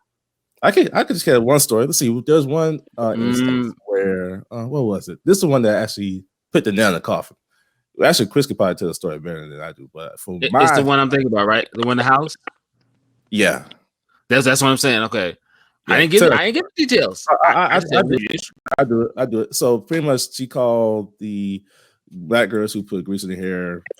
Was it a nappy or something like that? Something like that. Yeah, that was that. Like, oh, that word. Mm-mm. Yeah, she used nappy. She thought she was black because she said she was black and Puerto Rican. Look at her Facebook. There's not 1 ounce of black or Puerto Rican in her blood system. That's not what I'm talking about. It's pure white. Huh? That's not what I'm talking about. That's what I'm talking about, though. Well, she huh? She had 2 incidents with you? No, only one. I'm talking about the flag. That's her. I didn't find out. Coincidence. I didn't find out until after that happened. Okay, got it. Okay. Yeah. So pretty much with the flag situation, I go to her Facebook account, MySpace, whatever it was, and in those pictures, you have the Confederate flag in her profile. I was like, oh well, I got no. So yeah, Wow. all that went down. I think we had this conversation one time. It's just super random because you said about racism. What's the most racist thing somebody's called you? Me? I'll go first. Mm-hmm. So someone has called me Amber. I'm going to say it on air, but Amber Nickerson. And they didn't get in trouble for it. And this was in elementary school. Just going to put that out there. I think mine was when I was in English class, and I forgot what book they was reading, but the English teacher herself we was reading something. I forgot who it was, but she was like, well, the books had the word nigger in it, and she made sure she put emphasis on the word nigger. I was the only black dude in the class, about 30 kids, and she said it's not nigga, it's nigger with the ER. I'm like, well, lady, I know. I know what you were talking about. Brandon, what about you? Oh man, I have to think about that. I have to get back to you on that. I really couldn't say.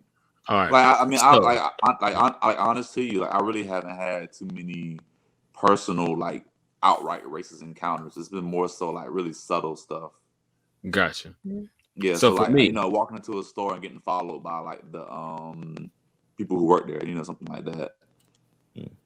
Yeah. Shopping while black. You know how that goes. Speaking of, like after you go, Chris, I'm going to come back to a situation that literally just happened with that exact same. Okay. I had somebody call me a mud puppet. A what? A what? A mud puppet. What is that? Yeah, that's the old school. Yeah, baby. Yeah, I don't know. Like, you hear somebody like, what? That's like calling somebody a porch monkey. I was like, you have one of them 1940 racist people. Listen, how do you even come up with this? Is what I want to know. I don't know, but that's an old school terminology. If you get called a mud puppet. Oh yeah, he wasn't young at all. And I know we always get off subject when we have pillow talk conversations, but that's perfectly fine. So I went to, and I'm not going to put this business out there. If I see this happen again, I'm going to put you on blast. But I went to a store that I go to every once in a while. It's a beauty store. So I went there to pick up an order. This was Friday, Saturday, one of those 2 days. So I went. I'm waiting for the girl to go get my order from the back or whatever, and I watched this guy. Now in this store, I've only seen maybe 3-4 guys, like men, working in the store, period, in all the times that I've been there. So this particular instance, there was a white guy that was in there with like his girlfriend or his wife or whatever, and there was a black guy that was in there with his girlfriend or wife or whatever, and they both walked out. Like both of them walked out. The white guy walked out. He was on his phone. He walked out, stood in front of the door. The black guy walked out, and he just like walked out of the store. And the guy that worked in the store obviously was not black. And I literally watched him like go near the window and watch as that man walked through the parking lot and walked and got in his car and proceeded to still watch him as if he had taken something out of the store. Mm-hmm. And I was like, that is absolutely shopping while black. If no one's ever experienced that before, that is the definition of shopping while black. Happens all the time. What business was that, Amber? What business was that? Put them on the spot. So, and I love you, I really do. But Ulta, it was you. Ulta Beauty. Mm-hmm. Ulta Beauty, and I'll put it out there. That's the thing. Ulta Cross Hill. We always want to spare these people as black people. We want to spare them. We want to kind of give them the benefit of the doubt. The only reason why I say that though is because I've literally never in my life, like all the times I've been there, I have never seen that happen or anything even close to it happen before. But that took me off guard, and it actually and I can understand. Well, no, I was going to say I can understand, but I actually can't, because this literally both men walked out within 2 minutes of each other. And I don't know if it was because the white guy stood outside of the door and the other guy went to his car. I don't know, but I don't see the purpose of you watching him. I don't see the purpose of that. And the interesting thing, and I know we're off topic, but whatever. But the interesting thing is, obviously I know, and I hang out with and whatever, like a ton of people that are not people of color. And I've heard them say, I've never been watched in a store. I've never been looked at when I went out of the store. I've never had anybody ask me to open my bag when I've been in a store. And I've stolen a whole lot of stuff from a store. Not Amber, but these people have told me I've stolen a whole lot of stuff from the store. And part of it is because they weren't paying attention to me. They were paying attention to somebody else. So the people who are actually stealing from your stores are the people you're not watching. Just saying. Interesting. Crazy. I just wanted to put that out there. Again, I know we're a little bit off topic, but I feel like Kobe has something to say because she is very like intentionally, she is very intentionally in the camera today. She needs a male companion in her life. She can have my dog for a little while. So yeah, that's pillow talk that always transitions and transpires into an extra topic, and I appreciate. So that is your pillow talk for today.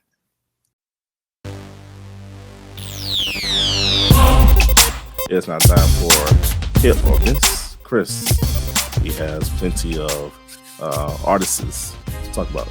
But first, you have that new music playlist. Listen, Walk-Ons podcast playlist. Listen, Walk-Ons playlist. Search on Apple Music. You see it right there? You see what it looks like? That's it. Every Friday morning, all the brand new music that dropped last night, I got you covered. I put it all on there. You don't have to do all the heavy lifting and listen to all that music. It's too much.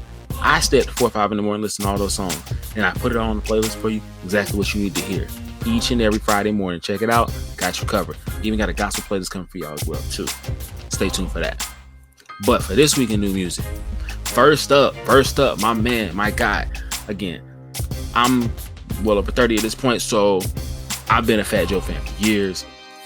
Listen, he's guaranteed to give you a summer hit every time he drops something. He did the same thing this time. Sunshine, The Light, him and DJ Khaled and Amorphous made the beat. Listen, the beat got a Rihanna sample from the Kiss It Better song. And in that part in the line, which is talking about who cares if it feels like crack, they cut the audio from the beat and you just hear that line. And the reason that's significant is because his nickname is Joey Crack. So he snaps right in after that. Perfect timing. And is at a mix of the sample from Luther Vandross, Never Too Much. You can't go wrong with that anytime you use it. Song is fire. Again, I'm responsible for at least 120 spins of that in the last couple days. It's going to be more by tomorrow. Next, we got Roddy Rebel. For those of y'all know, Roddy and Bobby Shmurda went to jail a couple years back. They held it down. Nobody snitched. They did their time. Roddy is home. Still waiting on Bobby to come home. It should be, I think, next month, actually. But prayers to Bobby. See him soon. Next, we got Low Boy. Low Boy got a song called Maybe. Listen, you may not have a clue about any of this. Just trust me on this. That song is fire. Hit play is a vibe. You riding at night by yourself? Listen, let it play. Sun setting? Let it play. I promise you. You're going to love this right here. Last for this week, we got Frito Bang. Listen, I was not previously a fan of the music because I never really listened to it. I never paid attention. Somebody put me onto a song for this new album called No Security with him and Kevin Gates. Fire. That organ in there is crazy. And then I listened to the rest of the project. Yeah, the kid got talent. Make sure you check it out. Frito Bang. Yeah, that's the new music for this week. Now let's get to the important part. Who watched the verses? Here, everybody coming back. Who watched the verses this week? I watched that trash. Why do you keep calling it? I'm offended that you keep calling it trash. Well, you about to be more offended, so stand by. All right. So anybody who's ever paid attention to verses, you know, started off in separate rooms on IG Live in the beginning. Cool. So producers playing beats and artists kind of doing the same thing after a while. They graduated to putting everybody in the same room. They got a sponsorship from Apple. The whole show got much bigger and more grandiose. Now it's a whole event. Cool. Back in December, this was supposed to happen. Ashanti caught COVID, like the day before day of the battle, whatever. They had to postpone it.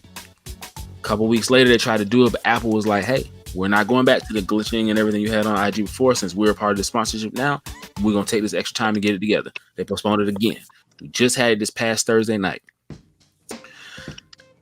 They're in separate rooms, but the scenery looks much better, and the visuals and everything is no glitching. It's all great. Here's what we got issue. First and foremost, we're gonna push this battle back twice. Cool. So you put it on a Thursday night. I don't know why we pick a Thursday night. People still gotta go to work the next day. That's that. That's the first problem. Second problem, it starts at 8 p.m. Eastern Standard Time. We're sitting here for about 55 minutes just looking at chairs. Trash. So listening to her possibly some of the worst DJ mixing I've heard in my life. Trash. Finally, Ashanti comes out because I guess they told her or tried to get her to come out and try and save the day or at least entertain the people for a little bit. Cool. So she comes out, she interacts with some of the fans online, she listens to the music. DJ starts playing some of her other songs that are not part of the battle. People said Fat Joe's song played about 20 times. It did. Guess what? Could play it 21 times. That song is a hit. And y'all gonna respect it. Cool. Keisha Cole was an hour and 20 minutes late to the battle. Now, the battles never start on time. So I'm not going to say that I'm upset with Keisha just for being late. Again, they never start on time. So that's nothing new. The problem is that you're an hour and 20 minutes late. So you're over the normal just late to the party thing. And usually everybody's late, so nobody's in here. Shanti been sitting here letting his music ride for 30 minutes before you pull up. That's a problem. Then when you get to the venue, you come in with an attitude. You just kind of just plop down in the seat and then say you're ready to get started. All the rest of this. I'm sorry. Can we ceremoniously enter? Can we have exchange pleasantries? Something. I mean, it's not my fault you're late. Trash. So you don't want to do all that. Exactly. It's gonna be your word of the day. I got it. So we got all that. So energy was off from jump at that point because the whole vibe just changed in the room. It was like, this is about to be weird. Because my thing is, you come to a battle, you're a vocalist, so you should be ready to do this, and you just kind of here. Talk about wardrobe real quick, because the whole night the comments said like, if Keisha moved one way wrong too many times, her whole city got popped out. So the timeline was worried for Keisha for that reason. Audio, Ashanti's audio, fine, cool. Keisha's audio, trash. She had issues with whoever mixed her mics and whoever the music turned up to this level, her mic on this level. So she's arguing with them back and forth. Bad. Let's talk about etiquette in verses. So when you're sitting, you both got a microphone there because obviously you're vocalists. Cool. When y'all are sitting there and the other person's song is playing and they're kind of singing with their song, just like you normally would if y'all was in the same room, Ashanti mastered the art of having her audio engineer come to the side if she wanted to change the way she's gonna play a song in what order or whatever it has to be, and you could see it but you didn't hear anything. And she may check her phone here and there. Ashanti's singing her song, let the thing play. Keisha talking to her audio engineer, just yelling all in the microphone. You hear the whole conversation just cutting all over Ashanti's moment here. Ashanti starts singing and Keisha want to get up and walk around. Keisha starts singing, Ashanti want to play on the phone. It's like, yo, fam, I need y'all to act like y'all been here before. Let's have some professionalism here. Camera. Keisha was doing this off a phone. So somebody was holding her phone thing and they kept moving it. The time it looked like we're on a cruise ship because the angle's at the side and she's not straight in the camera shot. So she was mad because she couldn't stand up because it's a phone. It can only widen so much. So she go to stand up. You can't stand up and perform. You got to stay seated in the chair to stay in the shot. So she mad about that part. Now. Trash. Then come the other issue. You're an hour and a half late, basically. Versus take 3 hours to run the show anyway. So if it starts at 8, it's not going to end till 11 on most cases. Cool. People got to go to work because they did it Thursday night. People have to go to work tomorrow.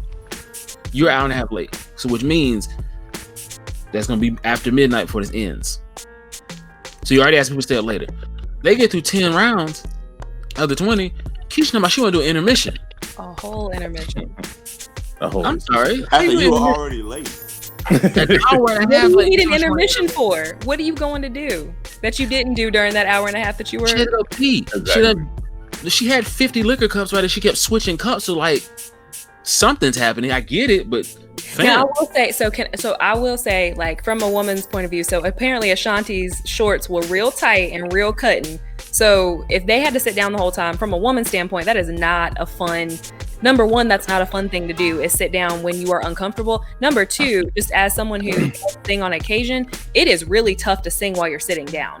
Like, especially as high as they try to get, it is super tough to hit them notes while also sitting. So I just want to put that out there.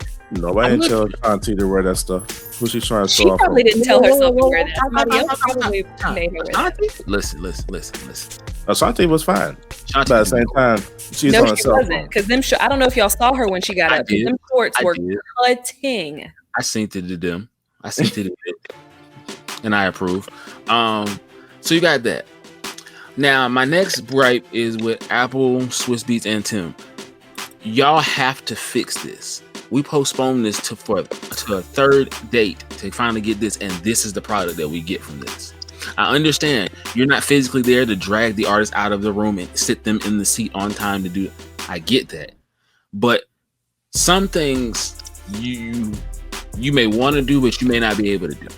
I think this is one of those ones where, to be honest with you, neither one of them have 20 like surefire hits to begin with. And the whole thing of verses is 20 hits. So if you don't have 20 surefire hits, you shouldn't have a verses. And they didn't match. Like their vibes didn't match each other. No, Exactly. it didn't. Ashanti had like a hype vibe. Actually, she was hyping the crowd up the whole time, or the virtual crowd. But she was hyping the crowd up the whole time. And then you have Keisha come in here and like throw the whole vibe off. And then you have Ashanti bring in hits that are good vibes or are like upbeat vibes. And then Keisha's throwing in I hate all men. I'm gonna be single forever kind of vibe. And it just ruined the whole. Goes back to our pillow talk discussion. There you go. Water. It ruined the whole thing. Perfect. So my thing is like, these two right here, honestly, Joe Budden brought this up at one point. He said a couple months ago, he said the verses needs to have as an undercard. He talked to Swiss Beats on the call about this. He said there are people that have a strong 10 hits and it would be really good. They just don't have 20. So in that hour and a half that we're normally waiting for battles to start, put somebody that's got a 10 up there to entertain the crowd until it's time to start. Then get you people that got the strong, surefire hits. Also, I have a question. So was Keisha's DJ the DJ for the whole thing, or did they each have their own DJ? Here's what I think, and I could be wrong. Based on the pictures I saw, because people that be behind the scenes taking pictures and it's just like, it looks weird. I feel like they were in the same room. You think It so? kind of seemed like they were on two opposite sides of the same room. Yes, it looks like to me, felt like they were in the same room based on the way the pictures look at different times and angles. I feel like they're in the same room, or at least in the same building. What I would like to see from Versus going forward is, I don't think they have to just display an artist like 20 best hits per se. So I don't think your best 20 songs are always going to be your most hits, if that makes sense. Like I for Kanye, for example, right? A lot of his best songs aren't hits, in my opinion. So They're album cuts; they're not singles. So what now? A lot of his best songs are album cuts, not singles. Yeah. So like, I would just prefer if instead of just doing like your 20 best hits, just do like your 20 best songs, period. You know what I'm saying? That way the pool can be a little bit higher, and that way instead of trying to find an artist with like 20 plus hits, you let them go out there and play whatever, and it's still a good time. It's more like a celebration, which they kind of trying to keep billing it like a celebration. If you're gonna do that, then make it a celebration. Have people just have an artist, like you said, pick 20 of your favorite songs that you made, and just play them. The fans may not realize that this is one of your favorite songs. Some fans literally only listen to singles. They may not know this album cut that's one of your favorites. This may be the first time they get exposed to that. Exactly. I mean, it sounded like Ashanti kept trying to make it like we're not beefing, we're not battling. This is just a celebration between women. But literally every time I saw Ashanti like sing one of her really popular songs, even if it was from a long time ago, I would see Keisha's facial expression or her talking to her people being like, yo, like we're going to end like this, we're going to end with this song. Like, no, we gotta switch things up. So I don't know. We deserve some better verses. I don't know, a friend of mine was saying he thinks we deserve an Anthony Hamilton Music Soul Child versus. Isn't Tony Braxton and Mary J. Blige next? At least that was a rumor that I see people saw talking about it, but that's a fan-made thing. It's not like an actual official thing. Oh, I'm gonna say, listen, I've watched their page pretty closely. I ain't heard it down, but hey, okay. That's just something I saw, and I was just wondering. I just wanted to check and make sure. That don't seem like the right combination to go together, though. So no, I don't think so either. That just I'd rather see Mary J. and Mariah go against each other. Well, it'd be good. I feel like you have to have, and I might be totally wrong in this because I'm not like the most educated music person, but I feel like you need to have two sets of people that have vibes that are kind of the same. Because if you go in kind of like this one, if you go in and like Ashanti's bringing Like, you know, really, really cool, really good vibes. And then you've got Keisha, who is screaming about all of her relationships and ain't singing half of the songs because sis was just mouthing words and wanted the crowd to sing. We can't hear the crowd, sis. I need you to sing. That's what I came for. So if that's going to happen, then what's the point of a versus? Because I can listen to your song and hear you sing. I don't need to see you sitting in a room not singing. Yeah. Good point.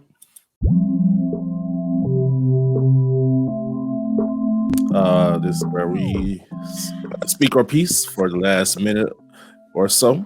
So right now we're going to ask everybody to provide their last say if you have one. I will start first. Well, I got two things of it. First of all, rest in peace to Hank Aaron. He was the used to be the home run leader of all of Major League Baseball until it was broken back in 2007. He was a legend in the baseball world, not just the baseball world, but in the sports world in itself. He broke a lot of barriers. He was pretty much confronted with racism. He was confronted with all kinds of stuff during his time playing baseball. But at the same time, he was just a great player in himself. He played for the Braves. He played for minor league baseballs. He played for, I think, for once he played here in Columbia, South Carolina one time before, I believe. So as a minor league player. So, but rest in peace to Hank Aaron, a baseball legend. And then also to Larry King. Larry King, he passed away too at age 87 to COVID-19. If y'all know Larry King, for the younger generation, Larry King was that radio TV host that impacted a lot of people. He interviewed key people in his time on broadcast. He interviewed presidents, dictators, murderers. Say it. He talked to them before. Rappers, all that stuff. So Larry King was the news. Larry King was the news. So rest in peace to those two legends out there today. Anybody else? I can go. Go ahead. So I don't want to just continue with the theme of death, but I wasn't on the show when we found out the news about MF Doom, but there was a larger point about him that I want to kind of make it clear. A lot of times when people talk about music, specifically with rap, it comes across in these discussions where like, oh, well, you know, this guy, he sold X amount of records. He got X amount of Grammy nominations. He did this amount on the charts and the radio hits, blah, blah, blah, blah. I want people to understand that in hip hop, none of that stuff matters. Like, none of that matters. You see, MF Doom passed away, and most people had never even heard of him before. Like, his streams jumped up to like by 700% since he passed away, like in the last month or so. But you know, nobody, a lot of people didn't really know about him, like in the mainstream. But he's probably one of the 2 or 3 greatest underground rappers ever. He is a heavy influencer of Drake, Freddie Gibbs, Currency, Pusha T, Griselda. Like a lot of rappers that a lot of people love in the door. Like he really was their favorite rapper. He was their idol. But I want to make a larger point about that, in that stop thinking it's because you don't hear somebody on the radio or they don't have X amount of critical success or commercial success that means they are relevant or they're whack or they're lame. It's not about that. Rap has never been about how many people on the radio listen to their stuff. It's not about that whatsoever. But RP MF Doom, go stream Mad Villain. I read a rumor that they're probably gonna release Mad Villain 2 now eventually. I hope so. But yes. Chris, you got one? Yes, it's currently happening right now. We brought up Danny Lee earlier in the Dating Outside Your Race comment in the Pill Talk segment. She made that song called Yellowbone, even though she's not black, and she talked about how her man loves that fact and whatever. She got backlash. Now she got an apology video out. This apology might be worse than the original video. Let's normalize not making rehearsed and publicist written apologies when you do something wrong. And not apologizing for what you said the first time. Exactly. Either stand on what you said and keep it moving, or just say, yo, you messed up and keep it moving. I don't need all the extra long drawn out stuff. You're doing too much at this point. Amber. Mine has nothing to do with any of those things at all. I just wanted to rant to Walmart. I could choose not to go back to Walmart again, but we all know that we go to Walmart at some point in time in our life. And I am a little upset because I went to go buy these little Oreos for the full this Food Trippin segment. Couldn't find them in the store. Ordered them on the website, on the app. Walmart told me they didn't have them. 5 seconds later, I find them on the aisle. So Walmart, I need you to get your act together. I need you to stop slipping. We started the other week with me telling you that I've got to go get my own cart at the Forest Drive location. You're not paying me to do that. And now you're canceling my order when you got the stuff in the store. I'm gonna need y'all. I know you're not like known for quality, but I'm gonna need you to step your game up just a smidgen. There you go. There you have it. That's the last say. So thank you for tuning into our podcast for today. Make sure you follow us on all social media. And you follow all the streaming platforms from Lady A, from Cali Chris to B Wills. Thank you for tuning in, and we will see you next time.